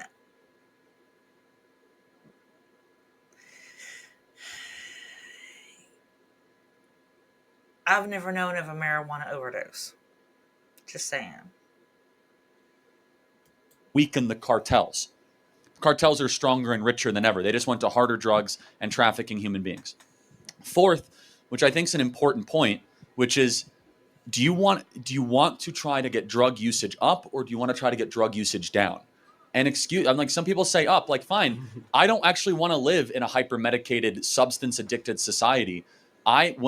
Personally, I see what it's done to my home state of Arizona. It has brought in more crime. It's brought in more homelessness. It's brought in a lot of kids that got unnecessarily addicted to these substances. And so, yeah, I mean, look, I think for all those reasons, we should not rush to try to make more things that are illegal legal, which is different than alcohol, which is currently legal to make it illegal. But again, if we want to talk about alcohol is really bad for you too. Like, way too many people drink. People are very violent when they drink. There's a lot of domestic abuse. So how come alcohol is able to be legal though when weed's not? When like the effects of alcohol make somebody more like, violent. Can we agree alcohol should be illegal? Yeah, but you know, they tried that and it didn't work out. No, it actually worked pretty well. You should all study prohibition. It actually worked pretty well. Yeah. Violence, crime went down. Like there was a lot just happened, and a lot of people there was wanted. Actually a bunch of like uprisings in a bunch of like cities. Yeah, there were uprisings. Fine. It's like, I guess people need to be able to medicate themselves. That's fine, I guess. But is that going to make us super competitive against China? Is like more kids doing dope and more kids doing weed? It's a lot. And by the way, it makes you a lot more paranoid, a lot more anxious than people realize. I actually just did a podcast with Bill Maher yesterday where he was smoking weed the entire time. It's like secondhand inhaling this crap. How was it? Awful, actually. And look, again, if you privately want to do it in your own home, I guess you have a right to do it. But we are trending towards a society that is promoting and elevating series of substances that do not. That's why I don't do it. It's because it makes me paranoid. Make you hyperproductive. Do you know what Donald Trump and Tucker Carlson and myself all have in common? We don't drink alcohol. We don't do any drugs. The most hyperproductive people that I find that are actually able to achieve stuff are not the ones that are like, doing LSD or smoking dope. Like, yeah, I guess Joe Rogan is an exception to that. But like, I'll just be honest, guys, you're being sold a bill of goods if you think it's good for you. Well, it's not necessarily like something that's like I would be taking for medication. Like, I mean, not me personally, because I don't have, some sort of disease or like injury to where I would need to take that. But it's just sort of like a fun recreational thing for people. Has it made the state of Washington a better place to live? I wasn't old enough during. No, it's fine. I mean, again, I've seen states that were once really great, and I don't think weed has made it a better place to live. I just don't. You can say there's other factors. Of course there's other factors, but I don't think weed has actually had like that drastic of an impact. It like hasn't. I mean, again, more kids are doing it. We have more hospitalizations. We have more 13, 14-year-olds that are doing edibles. We have more people. By the way, it makes you very paranoid, and you can get a lot. It screws with your brain in a way that if people you do in excess. Yeah, of course, everything in moderation. But, again, the right amount of weed is none, and the right amount of drinking is none.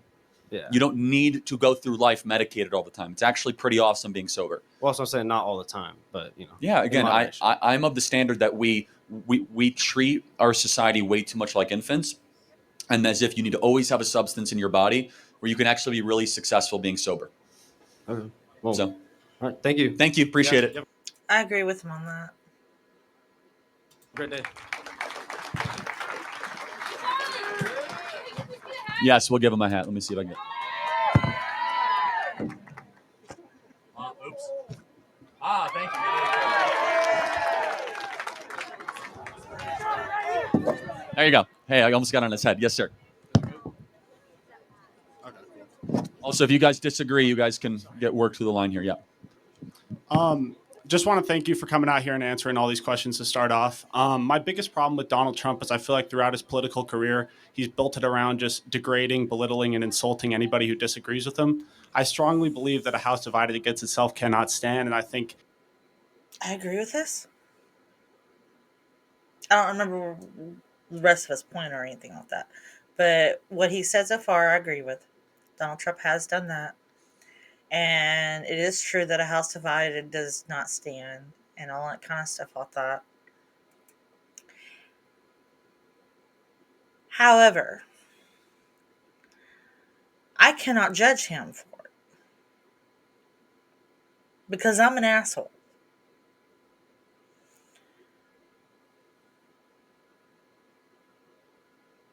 I will call somebody stupid. So, etc. So, yeah. He just, and I think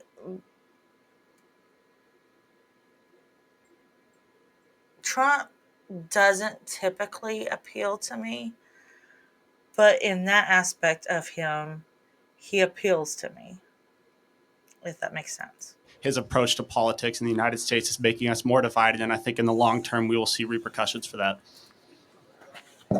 Okay, what's the question?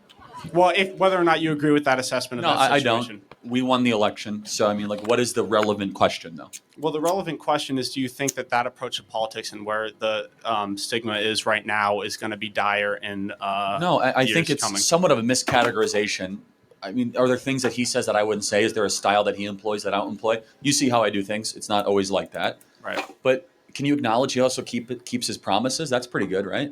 Well, I mean, not necessarily all his property. The war was supposed to end on day one. The war didn't end on day one.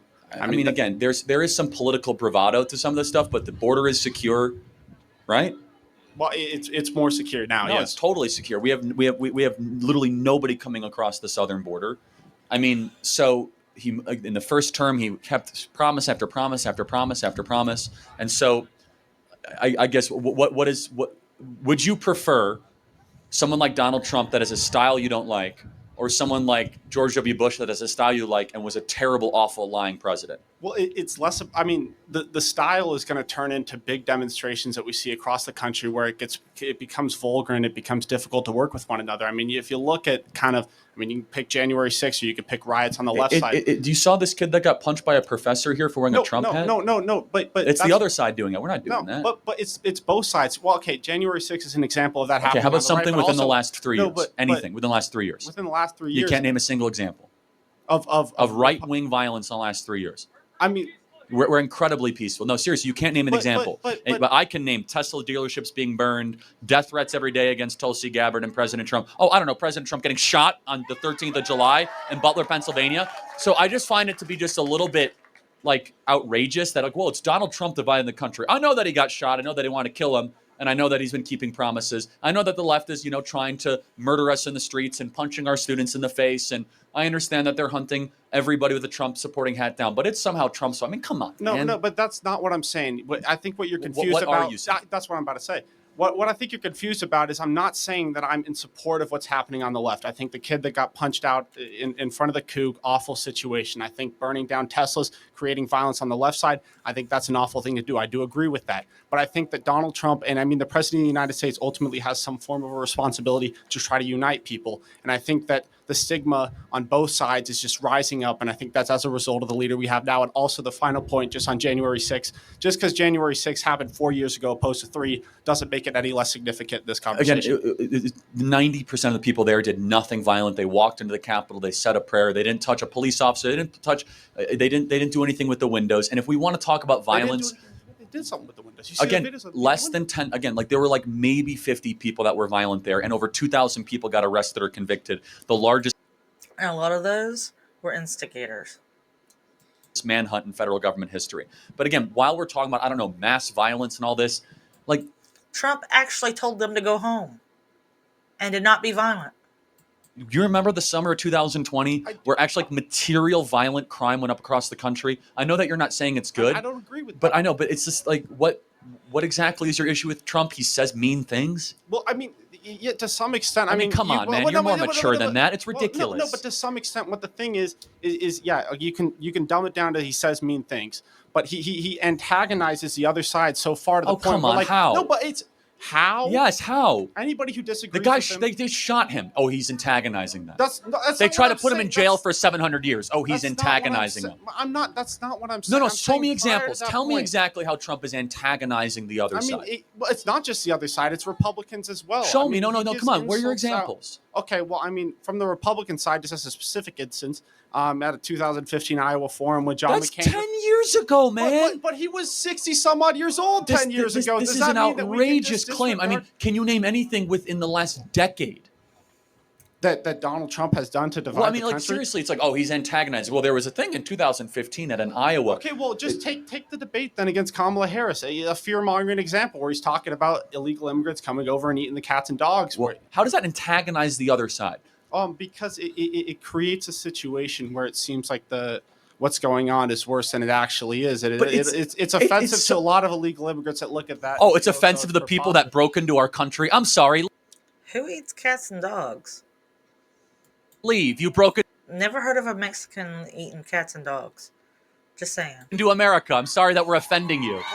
Oh, I'm so sorry. You broke into our country and that you're here illegally. Did I offend you? Oh, you don't eat dogs? Okay, then go back to Mexico. Sorry. I meant to say legal immigrants. I apologize. No, it's fine. But I mean, at some point, like, you got to admit, man, like, you're going to like nitpick on things that Trump have said when he is up an existential force that is trying to destroy this country as we know it, that is trying to debase everything we care about. Joe Biden let 10 million people into this country with no idea who they were. How is that not high treason? Well, I agree with you on the Biden administration's approach with the border was not the best, but then you can also point to when they really sat down and was like, okay, we need to make a bipartisan bill that's going to be We didn't need the bill, though. Well, That's the thing. It was a scam. He closed the border in 10 days. So you're believing the media propaganda. Biden never needed a bill. It was a ploy. Donald Trump did it with no bill in literally a week. Yeah, no, I understand. Well, yeah. So then why did we need a bill? Well, what I'm saying is that he tried to take strides to secure the border more, and Donald Trump. That's a bunch of crap. No, it's not. In the summer before the election, he pushed forward some policy working with Republicans that would secure the border. Donald Trump called him up and he said, "Listen, this is not going to be good for our election. Kill it." That's not. Again, you believe so much of the media lies. In the bill, it would have allowed 5,000 people a day to come across the border. Do you know that was in the bill? And it turns out none of that bill was necessary because Trump just closed it on day one. Again, we didn't need a bill. We needed a new president. So I'm not even sure what to make of all this, except for the fact that, like, you instead should be coming up and be like, you know what? I'm so glad that we have President Trump fighting for us every single day, not nitpicking something he said 10 years ago at an Iowa forum. I reject the entire premise. I do. All right. I do. And No, and that's fair. And I'm sure you do. So judge him for what he does and how he does it, which is every single day deliver on the promises for the American people. Yeah. Well, Thank you very much. disagree Got to with get this that. question. Thank you very much. I'll try to throw in there. Any disagreements, guys, we can work through here. Yes. Yes, sir. Hello there, Charlie Kirk. My name is Braden Lamb, and I just wanted to ask you one good question. Why should rapists benefit from spreading their genes into the gene pool? Well, I don't think they should, but I think that human life deserves to be protected. I agree. It's not a reward for rapists. It's a universal human equality. However, I don't think while the child morally should not be punished, the rapist benefits automatically from having the child spreading their genes in the gene pool. Okay. Now, Not really. Not really. I say this because as a pre-med student, I have to keep an open mind about other people's beliefs. And this is one of the things I would have to do in pre-med is consider someone who believes in abortion versus my own standard beliefs. I believe that if someone is raped and they have a child by that rapist, that abortion should be an option, but it should not be the first answer. Do you agree or disagree with that? I disagree with that's a fair opinion. Yeah, I mean, you have a right to that opinion, sure. All right. You have any other thoughts on that, or is that about it? That's about it. I think we've discussed that topic thoroughly today. I have thoughts though as well. I just want to see that one tidbit. Thanks. You Mind want if a I hat? have a Yes, white sir. hat for my sister? Yes, sir. There you go. Thank you very much. Thank you very much, Charlie Yes, next Kirk. question.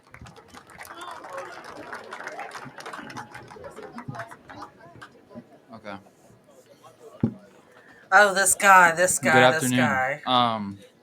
You touched on this earlier, but Okay, I'm just gonna make a point. He's wearing sunglasses, and listen to how he talks. I just want you to pay attention to it, like his tone and the speed of his speech, etc. I wanted to go in deeper. I think all drugs should be legalized. I think you should go into like a Walmart or any convenience store. Yeah, we're and not gonna buy listen to this. anything you want.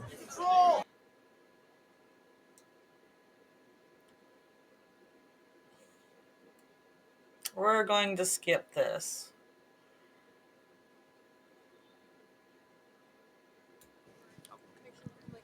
Got it. Okay. All right, Charlie, you had done a show on your or a segment on your show about Governor Tim Walz. You know, it was funny, it was cute. He was looking at the the excuse me. It was looking at his podcast appearance with Gavin Newsom. He said he wanted to get into a fight. It was just goofy jesting. And, you know, you showed a video of him trying to shoot a shotgun. It didn't work out well, but I just figured He didn't know how to load a shotgun.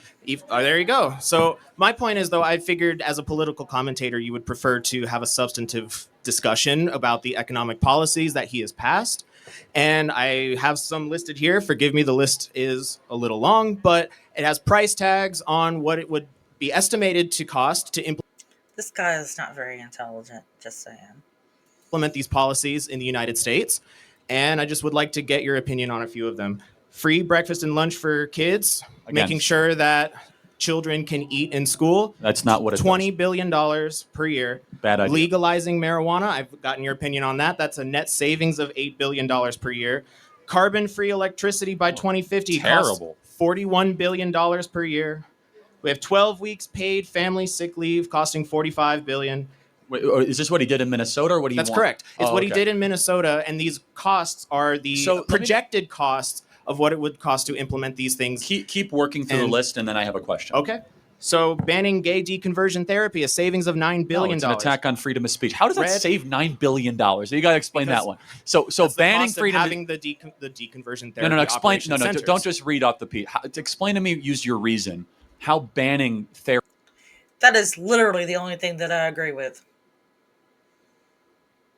Gay conversion therapy is torture. I do not believe in torture.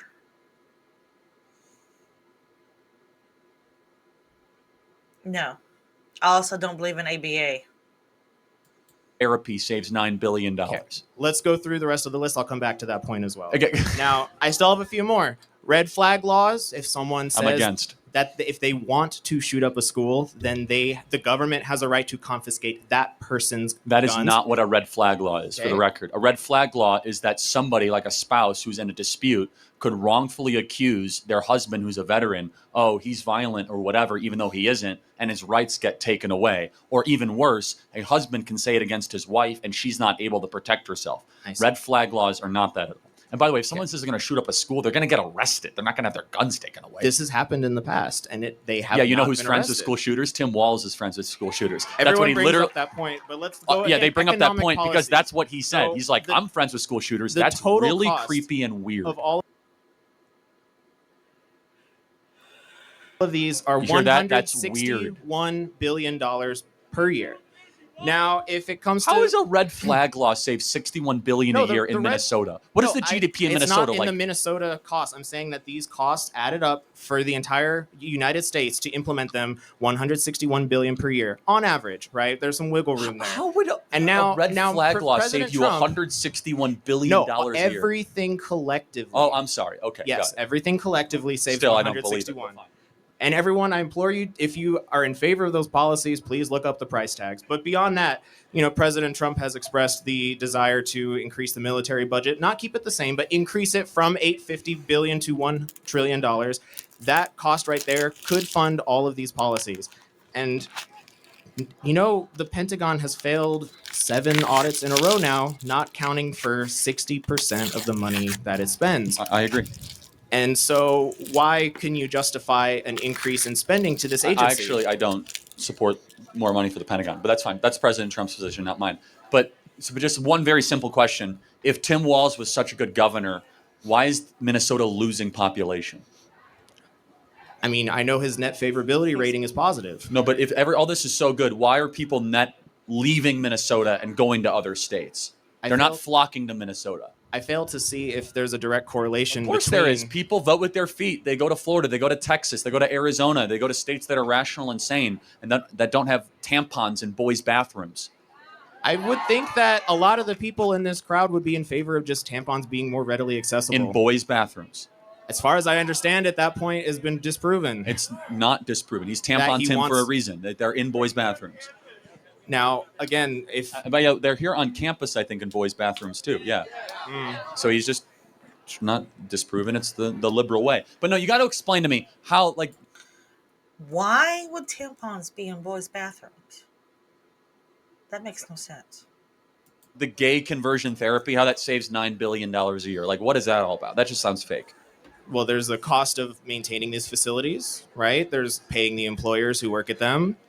And they're not funded by the government. These are private churches that do counseling. So how would banning freedom of speech save $9 billion a year? It's on your list. It's totally fake. Even if that point is disregarded, how does a red flag law save you money? Less than $1 billion. Now, but how? I mean, this is just a fake list you put together. There's any of the policies can be searched with minimal research to find price tags. I'm not doubting that the policies exist. I don't understand how you could say they save money. Some of them, only 2 out of that list. Now, everything else has a cost associated with it, right? And what I'm saying is that these things are within our spending abilities to implement. And if you don't agree with the policies, I mean, that's fine. Things like legalizing marijuana, for instance, popularity-wise, polls 60 to 70%. It costs states more than anything else. It costs more in hospital room visits, costs more in police. It has cost Colorado There are costs, but there are net savings. As in, whatever money is generated, whatever revenue is produced, will outweigh those costs. That has not borne it out. So do you think you're a big Tim Walz fan? I can tell.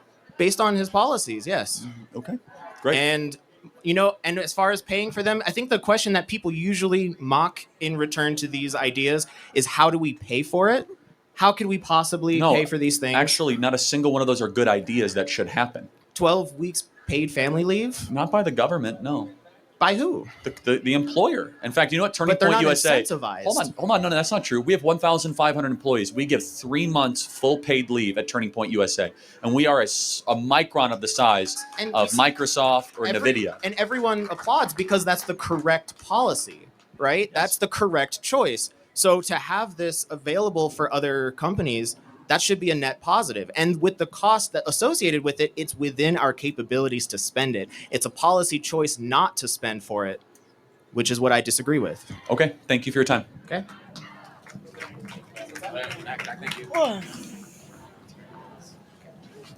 Are they still yammering over there? Jeez. Can I move this? Thank you. They're welcome to come up to the mic too, but Okay. they won't because they'll lose and they know. Yes. Okay. So I wasn't going to come up here, but I heard someone talking about how abortions are important because it takes rape babies out of the population. And I just wanted to say that by saying that, they are wanting to take out very important people. 4 years ago, I was raped by my father, and I chose not to have an abortion, and this is what came out of it.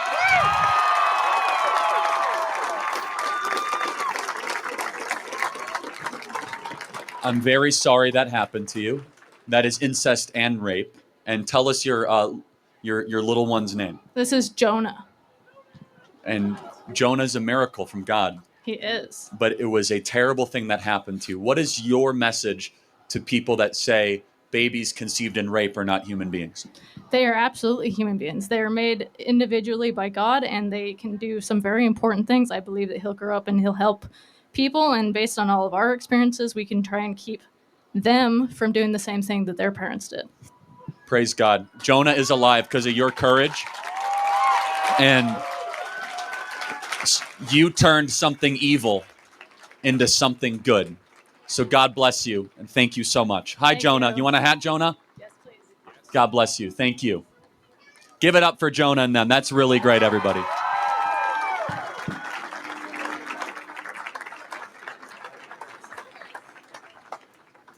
That was beautiful. All right, so I kind of have two questions at once. How do you support the Second Amendment on concealed carry and be anti-abortion? Because it's still taking a life. If you shoot someone in self-defense, you still took a life. Okay, well, first of all, it's self-defense. Secondly, you know guns are... First of all, an abortion is not self-defense. The baby did nothing to you. used for other things. Yeah, so that's why I say I have and two an ownership, questions. you know, less than 1% of any gun owner will actually ever use their guns on another human being. Right, that's why I say I have two questions, because I'm actually extremely pro Second Amendment, more than you, to the extent I believe that the main fighting force in America should be in the hands of the citizens, not in the government. So when the Founding Fathers wrote the Second Amendment, they didn't immediately go make an organized military. They left the guns in the hands of the people, and they just beat the British with personally owned firearms. And so if you can afford it, I think you should be able to have a tank sitting in your garage. How about a thermonuclear weapon? I would say not nuclear. Why? How about, come on, man. People are the military. I want one. Why not nuclear weapons? Because if you had it, so it was all in your, as the citizens that had the weapons, we wouldn't get into... The citizens do have the weapons. That's first where you're wrong. Who's in charge of the military? I guess that's a good point. Yeah, we have a citizen-led military in this country. We do not have a military-led military. It's a distinction that is not always mentioned. The head of the military is a democratically elected individual by the people. Donald Trump never served in the military, yet he's in charge of the armed forces. Pete Hegseth, civilian.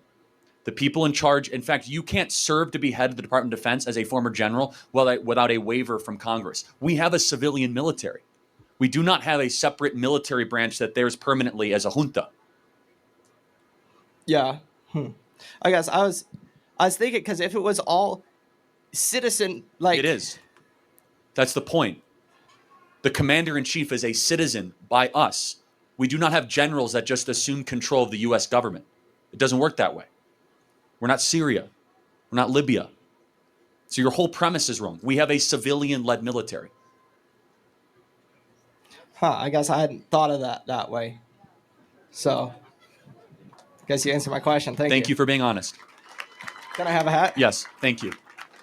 And I want to just elaborate on that. It's a very important distinction, everybody, that our military, we have a joint chiefs that can only advise on it. We do not have a permanent military class that is technically calling shots.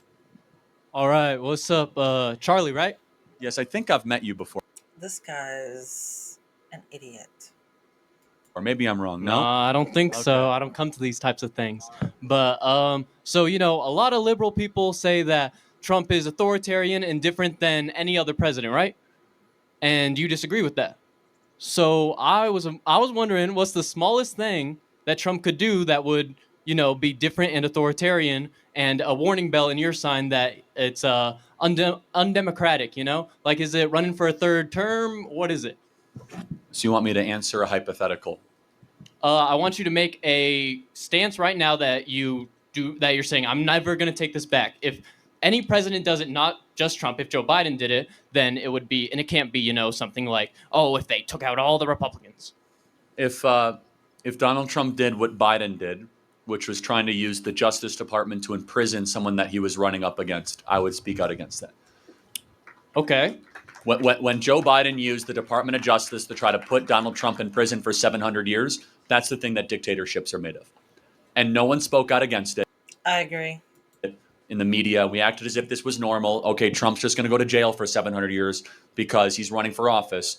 Regardless of who's president, you should not lock up the dissident leader. If Bernie Sanders runs for president, we shouldn't try to put him in jail. If AOC runs for president, we shouldn't try to put her in jail. It's bad for the country. Yeah, so like a lock up crooked Hillary, that's like, yeah, like I get it now. If you say lock up crooked Hillary, then that's like, trying to imprison your dissident, someone who's going against you.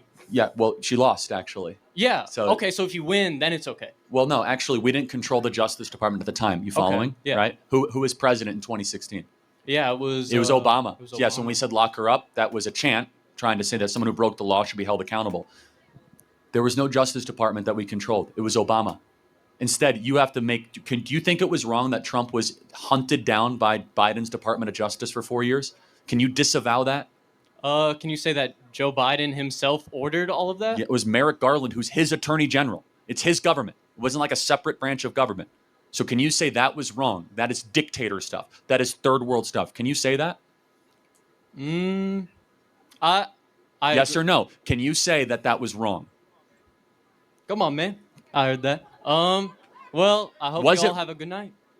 No, was it wrong that they tried to put Donald Trump in federal prison for hundreds of years? I think that they had genuine concerns. That's my point. So you're a defender of a dictatorship. Here you come up, be like, oh, what can you say about Donald Trump being an authoritarian? You're a defender of authoritarian practices. So the hallmark characteristic of an authoritarian government is we are going to put the person who is not in political power while we hold political power in jail. They're doing it to Bolsonaro right now in Brazil. Even Putin does it to dissidents in Russia. They do it in China. And yet you won't even say, nah, this is wrong. This is weird. This is not good. So Joe Biden's a dictator. Of course he was. Okay. He had authoritarian tendencies in this regard. His entire government did. To say that we're going to lock up the guy that's about to become president, we're going to use the justice system as a way to cheat, that's stuff of the third world. And we should agree that's wrong, right? Okay, I will say one more thing. I think that saying, the president beforehand was a dictator is not going to be good for the future health of this country because we voted for him. What? It's only being honest. But he's an idiot. What is incorrect with what I'm saying? Is it not a hallmark characteristic of third world dictatorships to use the system of criminal justice to put those people in jail? We march in the streets against Putin when he does it. And Joe Biden is the same as Putin, yeah? In that regard, absolutely. Yes, in that regard, actually, yes. All right, Liddy, I hope you have a great night. I mean that sincerely. I do not think... So you will not condemn Joe Biden or anyone for trying to put Trump in jail? I don't think that Trump or Joe Biden has done anything for me as a U.S. citizen to see them as a dictator. Okay, fine. And I think that political separation is because of people like you. Yeah, okay. Let's say that in the mic, coward. Thank you very much. Yeah. I think that political separation is because you make your money off of your organization, which says Trump, Trump, Trump. Okay, then I love you. Have a good night, everyone. Can you answer one more question? Let's go. Yeah. Yeah. Okay. So, exactly. Yeah, you don't get to keep that. Okay. Get it to him. Can you agree that it is no problem, man. It is wrong to put your political opponents in jail?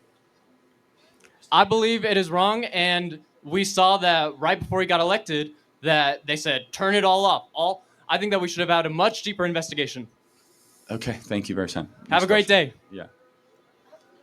Who wants a hat, everybody?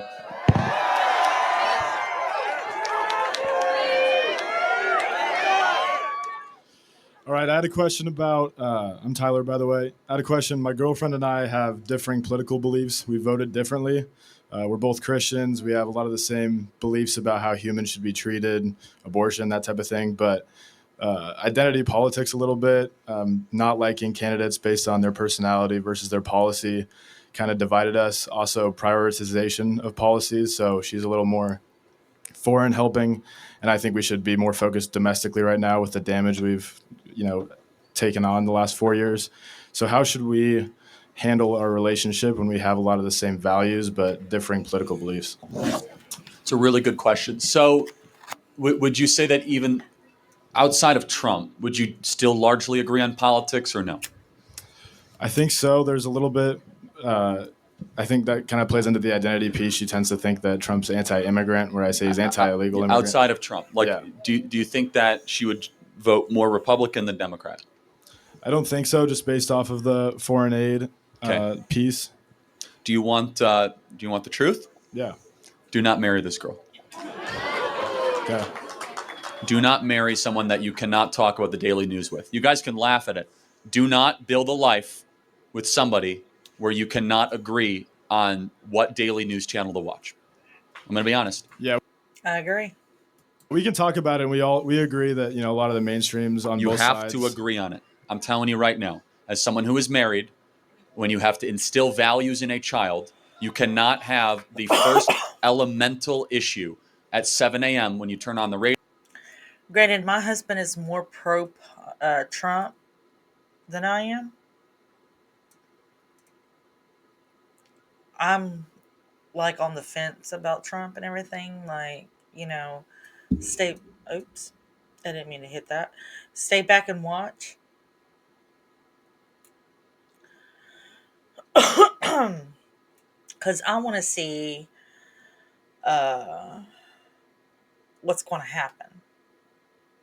I want to think about it and determine what's going to happen, what's going to come out of it. I want to see how other people react. And I'm usually spot on projecting how people are going to react to things. So, I don't know. We'll see. Radio or a podcast to be disagreement. You got enough of that already in a home. Yeah. You need to have harmony.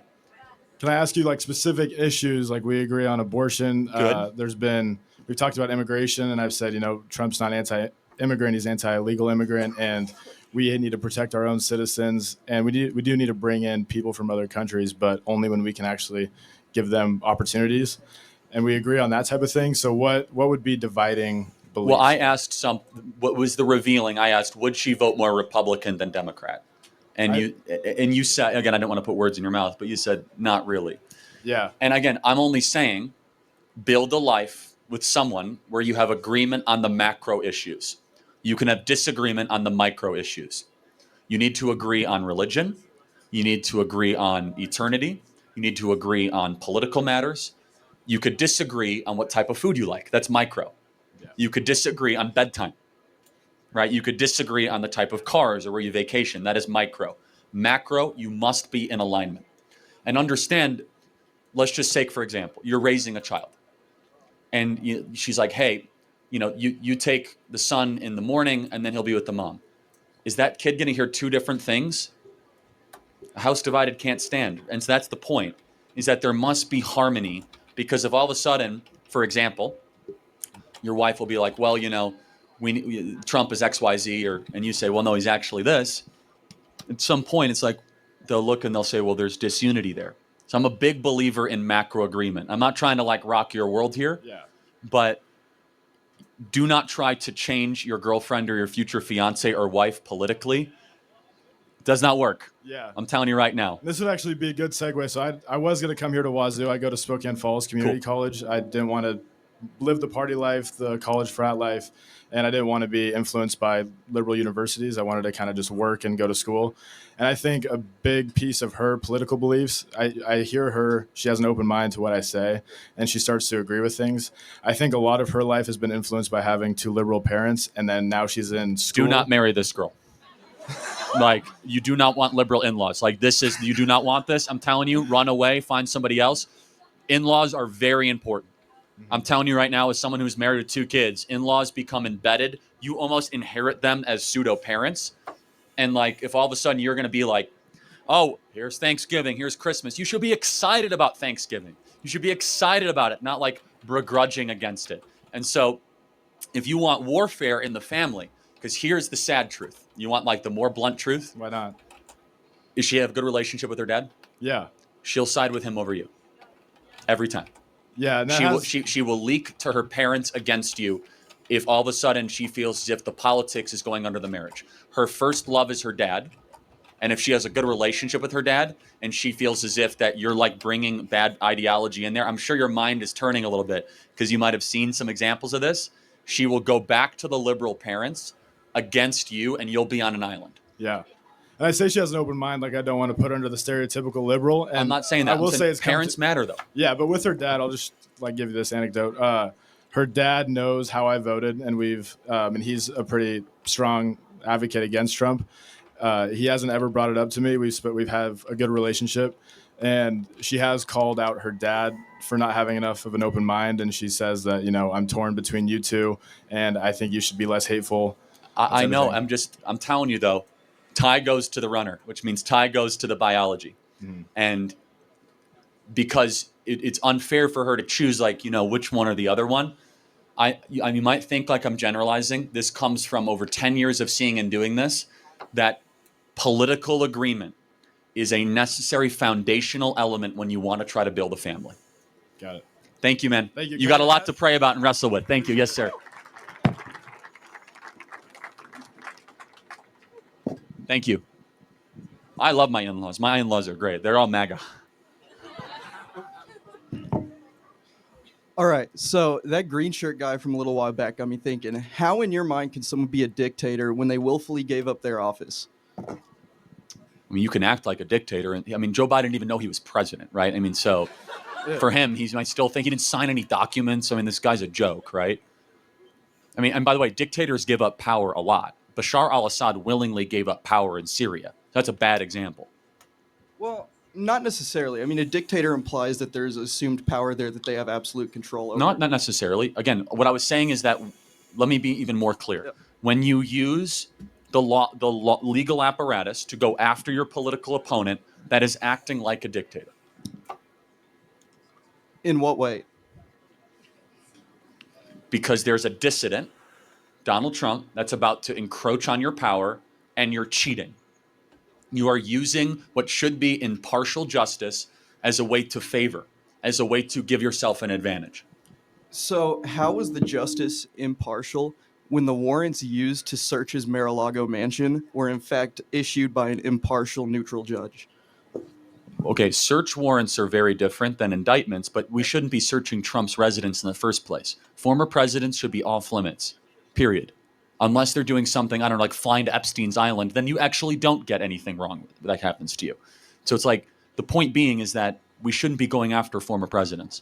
Well, can former presidents not engage in corruption then? Of course they are, but we didn't go after Bill Clinton on the Clinton crime initiative for this exact example. It sets a bad precedent. Well, we didn't go after Bill Clinton for Epstein Island for this reason because it sets a bad precedent. Shouldn't we set a good precedent, though, by going after the former presidents who are in fact corrupt? No, actually, because almost every president is corrupt, and we as a country have never done this before. I disagree with this. Well, I do agree that every president is corrupt to an extent and everything else, all that kind of stuff like that. But I disagree with the fact that it sets a bad precedent, and I disagree that we shouldn't go after presidents that are corrupt. Basically say these are largely off limits because it will be so divisive and destructive. People want to know why the country's so divided. They tried to put Donald Trump in prison for half a century. What does that do to the country? It's an insult to all of us. As if, oh, you guys are going to have a voice. So sorry, we're going to go lock him up in prison. It doesn't take a lot of schooling to know that that's cheating. That's unfair. That is not playing by the rules. Well, to be fair, right? Like, it's not necessarily not playing by the rules because it wasn't Biden himself that issued that order. It was a Biden-appointed judge. It was his person. No. It was Merrick Garland that orchestrated the whole thing. And Merrick Garland reported to who? To Joe Biden. Yeah, but they still have their own unique opinions and ideas. Merrick Garland cannot do something that's not in harmony with the president, period. Well, no, that's not true because judges are supposed to be impartial. Not judges. DOJ. He's the Attorney General of the United States. But that's still like that's someone who's supposed to be impartial. And no. The AG is not impartial. That's not true. The AG is the top law enforcement officer of a president. The president can order cases to be dropped, increased, decreased. That's the thing is the Department of Justice can't have an opinion on a case, but the president can stop the case, right? Like the president has power to put things to an end, but he doesn't have the power to start yes, he things does. within the DOJ. Yes, he does. You're wrong. He just did that with Miles Taylor. That's not correct. The president, the full authority over the Attorney General's office. DOJ is completely under the authority of the President of the United States. It's not its own branch. It's not. But by the way, tell me what branch of government is it then?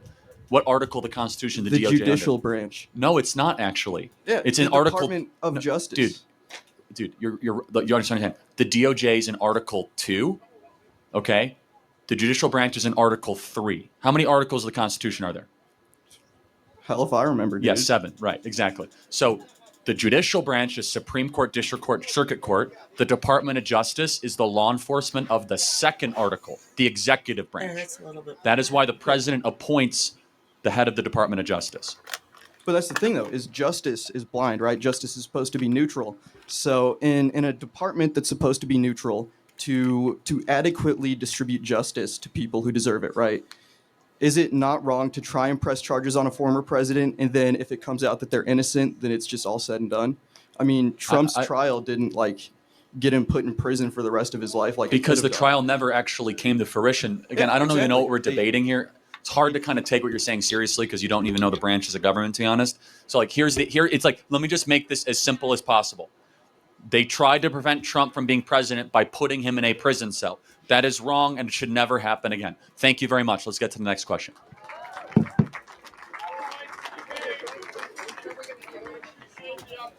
Awesome. Yeah. Hi, Charlie. Great. Come on the line. So I got this little pin from TPUSA. It says freedom of speech, not censorship of speech. And I guess my question for you is, how is that consistent with what Donald Trump's been doing, threatening to remove certain press organizations from the White House press room? I mean, they're still able to speak, right? He didn't prevent them from being able to publish articles. Being in the press room is a privilege, not a right. Can you and I get in the press room? No. But Why? Because we aren't working for CNN. Okay, or no. AP. Oh, CNN has special rights that we don't have? What rights does CNN have that we don't have? If it's a major news network, Oh, a it's major Fox, no, NBC. What is going on? That's not correct. The president has full authority to decide who gets into the White House or not. You do not have a right to go to the White House. You do not have a natural right. You have a right to publish what you want on your website. The president I agree.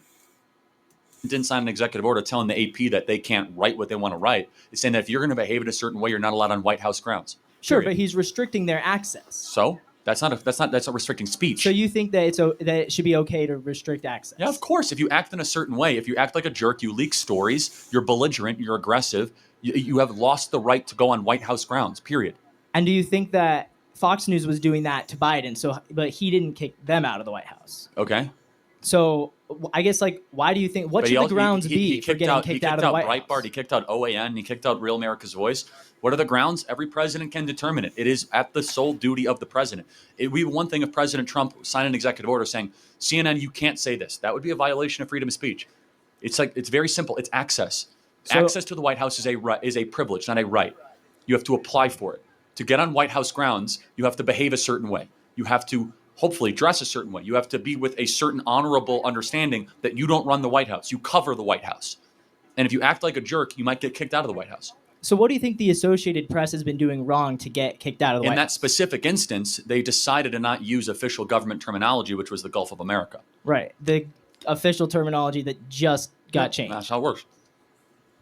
Well, personally, I think that if you are a major press organization, you should be allowed to Just so have that we're clear, access. Joe Biden used billions of dollars to fund actual censorship of Americans' rights to speak. The Joe Biden White House went after anybody who questioned the efficacy of the COVID vaccine. Joe Biden, personal White House, went out to Twitter and Facebook trying to silence anyone for saying that. Thank you for your time. I got to get to the next question. Thank you. Okay. Thank you. Let me just get my girls 1 sec. I'm talking. How many people we got here? We're 3, but they're Okay. they're just my entourage. Oh, okay. Thank you. Don't worry about that. Girl, get the middle. Thank you. Be more respectful. Come on. Oh, they're my girls. I'm always respectful. Anyways, I have a big quick question is about private colleges. Why should they be able to bend to the rules of Donald Trump when they get to decide their curriculum? I know I started off with my college. Oh, sorry about that.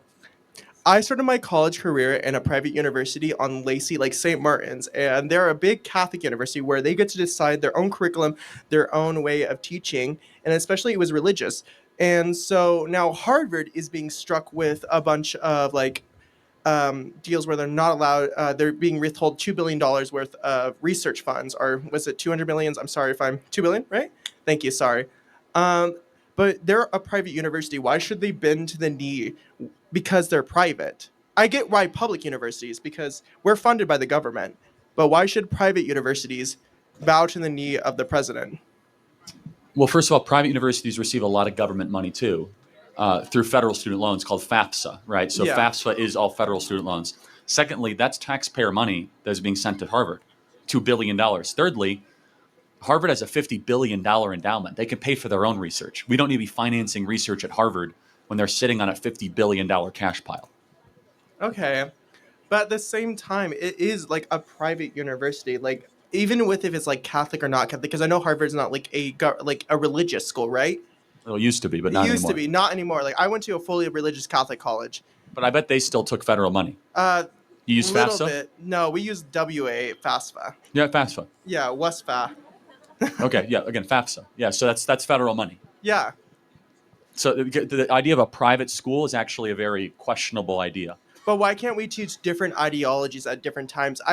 I'm not combating, like, whatever your ideology or whatever behind me's ideology That's is. fine. Harvard can do it at once. We as taxpayers don't have to finance it. That's the question. Yeah, but at the same time, you don't have to finance it. But why is there going to be so much backlash behind it? Why do we must combat them? If they want to teach their way, so be it. There is such a problem with people constantly combative. Can't we just have a problem where we can disagree and then What was your question? Is anyone following this? I'm not. Yeah. No. Girl, I was expedited. I'm just trying. It's all good.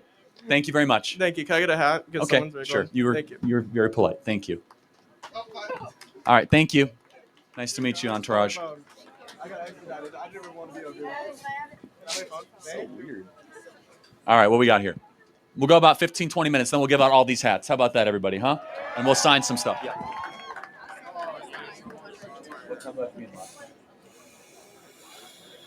Hi.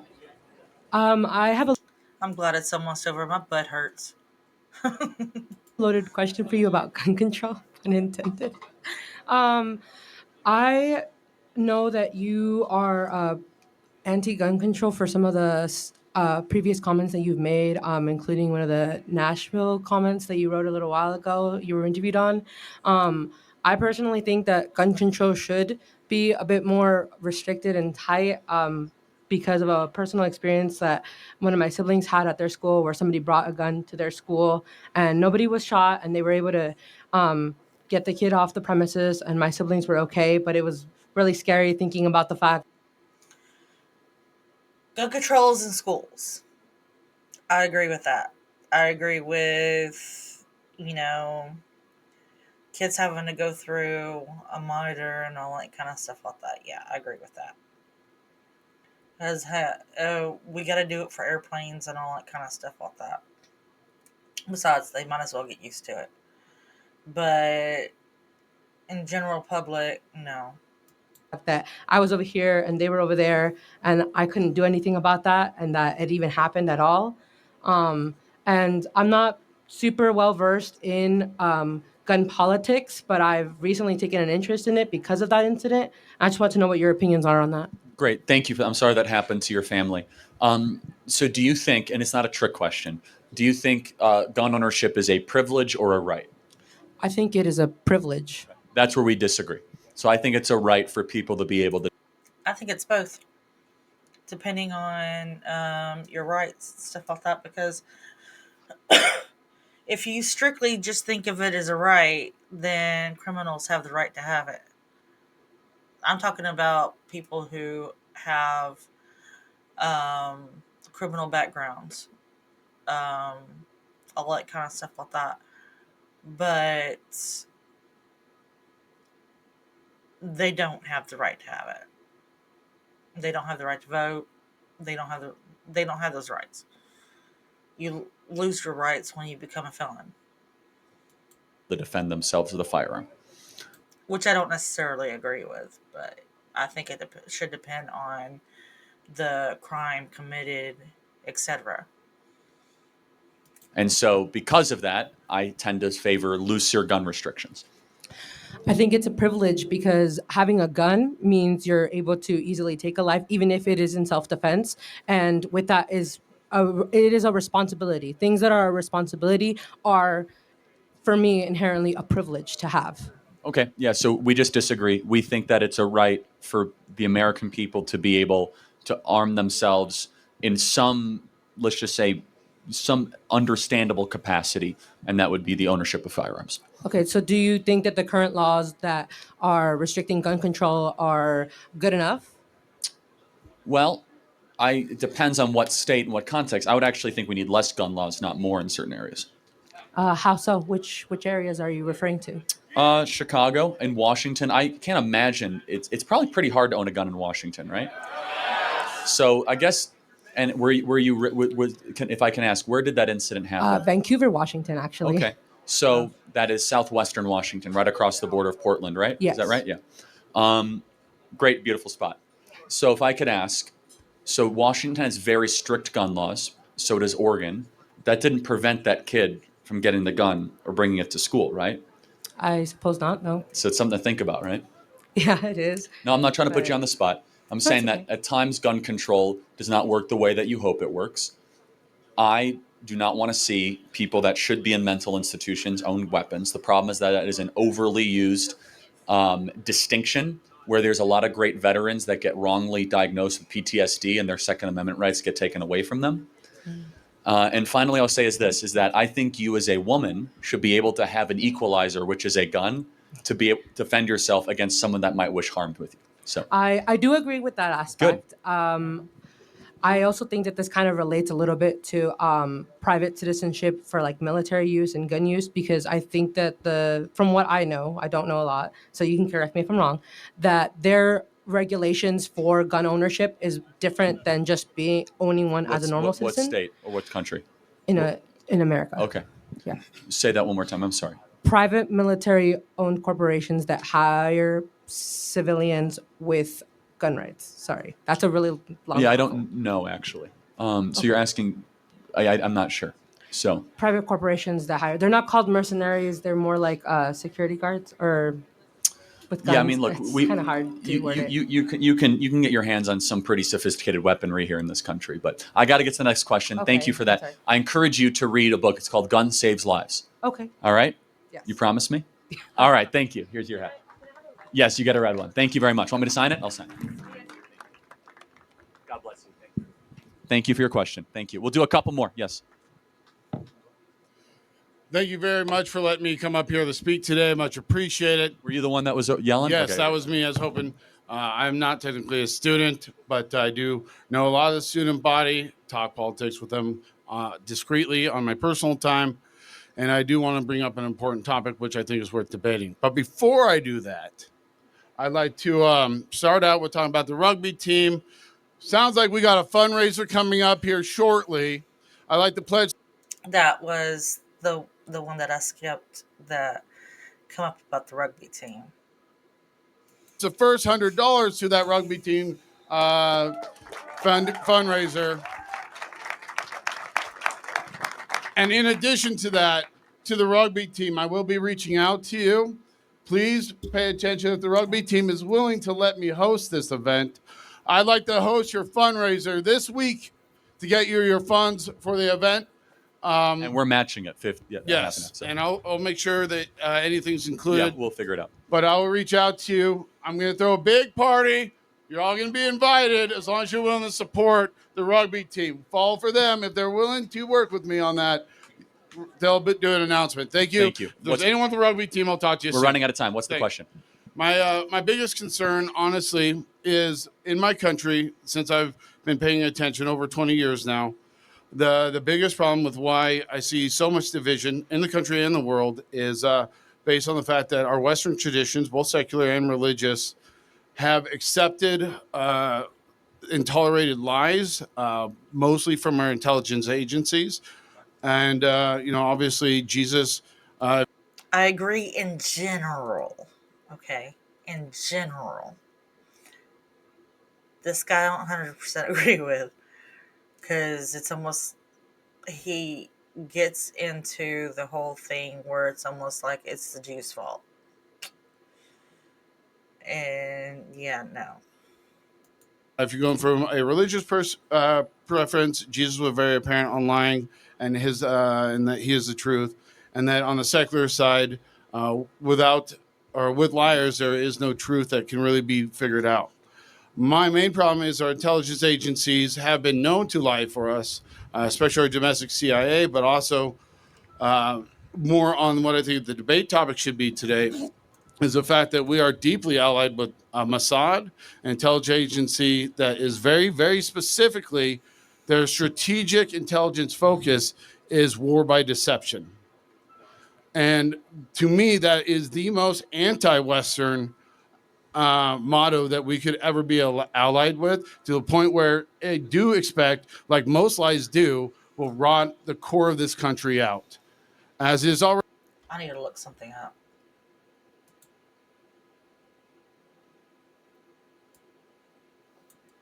Mossad motto.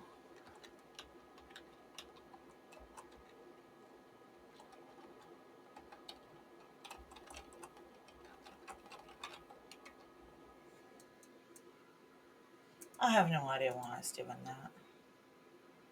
It did that on my phone too.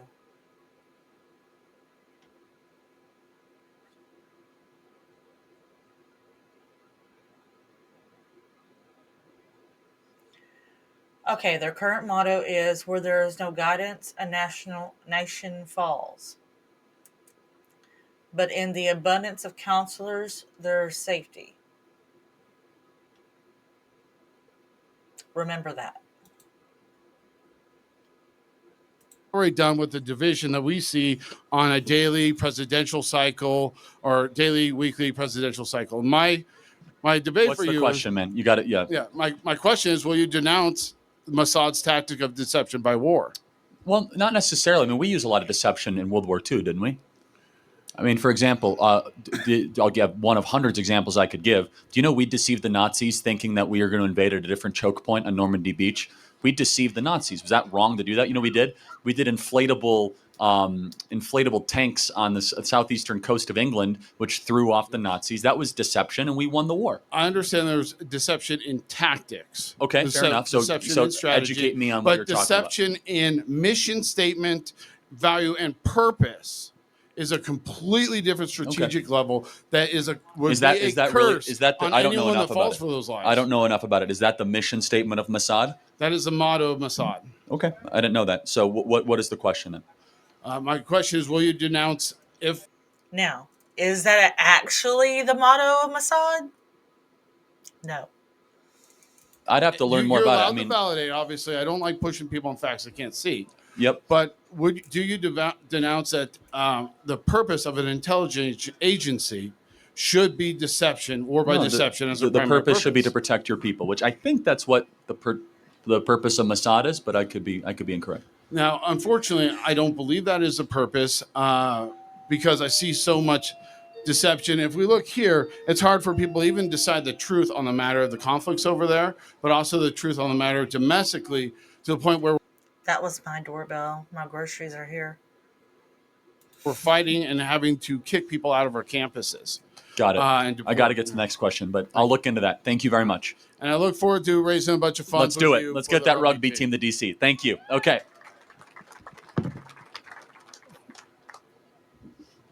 Thank you. First off, I'd like to say God bless you, Charlie, and God bless everybody that you have out here working with you. I've seen them all with smiles on their faces the entire time, not a frown in the crowd. Give it up for the Turning Point team. They do a great job, don't they?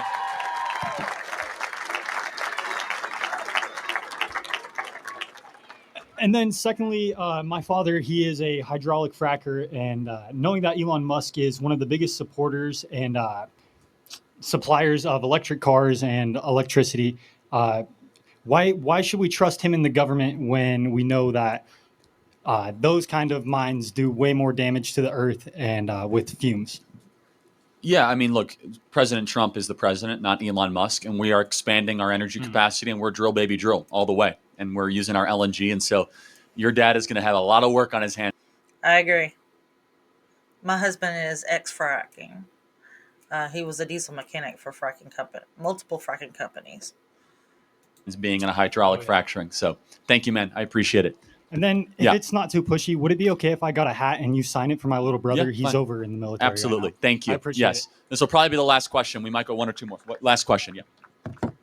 Hello, Charlie. I'm a University of Idaho student. My name's Ian. Shout out. Go Vandals. So my question was, do you think that the Trump administration, I should say, not complying with Judge Boasberg's orders is okay? It's on the edge whether or not they're not complying. I mean, can he control foreign aircraft? Let's be clear, though. Biden ignored the Supreme Court on the student loans. Harvard has ignored the Supreme Court on affirmative I action. disagree with that Biden... I think that Biden issued the order and then the Supreme Court overturned it. He ignored it at another juncture. But what exactly is Trump ignoring? The fact that Boasberg... The fact that Boasberg told him to ground the planes. He has and no turn around jurisdiction over that. So it's a different than ignoring. He's a federal judge. He totally has. No, he only has jurisdiction. That's an important distinction. He only has jurisdiction what's happening in his district. That's what this nationwide injunction craze is probably unconstitutional. District court judges, in our opinion, are this new phenomenon where, so let's just take, for example, let's say that someone was suing at the University of Idaho. Whatever district court judge was in charge of that, he could do an injunction only for Idaho. This whole idea that now the injunction can be across the entire country is insane, including in charge of international waters. So then judges who do you think would control that? So if the planes were to be turned around, and even if you disagree, who would have the authority? They don't have. So no one has any jurisdiction. Only the commander-in-chief has authority over planes once they leave American land. Period. They do not. Judges do not have jurisdiction over American foreign policy. Ever. At all. No. They have no. So you think don't about believe, it though. I want you to think deeply about it. How does a judge have the ability to get in the war of warplanes? Yeah. No. Absolutely. No, of course not. It's the separation of powers. No. You have three different branches of government. First of all, this is not a Supreme Court justice. That's important. Okay, but the Supreme Court does not have oversight to be. The kid does not understand separation of powers. He does not understand that. Able to rein in everything that the No, Trump they do. That's the administration point. does. That's the point. Is that this guy when doesn't they issue either. as many executive orders. But as I want they you to do, think about what you just said. Does a judge have the ability to dictate foreign policy? I don't think they have the ability to dictate it, but I Or think interfere with it? I think they do have the. Show me an ability to example where that interfere has with it. happened ever. What do you mean? In fact, the opposite. Courts have said themselves. Judge Boasberg's order would be. No, exactly. That's the first time. It's. I wouldn't say that's the first. Maybe I'm wrong, but show me an example where a judge has stepped up and where all of a sudden has been able to interfere with a treaty process, with deportation. The idea that a judge can stop a foreign policy measure is not grounded. Well, if it's unconstitutional, I think it is absolutely grounded. Yeah, this will get hiked up to the Supreme Court for sure. I hope. Yeah, and I think we're going to win big league. I disagree, but thank you for having me. Thank you. Thank you guys so much. Really appreciate it. Thank you guys.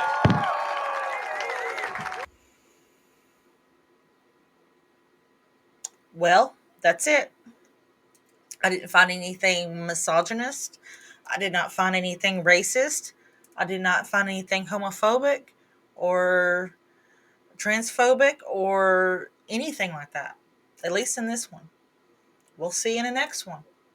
But at least in this one, I do not find anything like that. As you heard, my doorbell rang and my groceries are here. I've got to go get them and go put them up. But anyways, like and subscribe. Have a blessed day.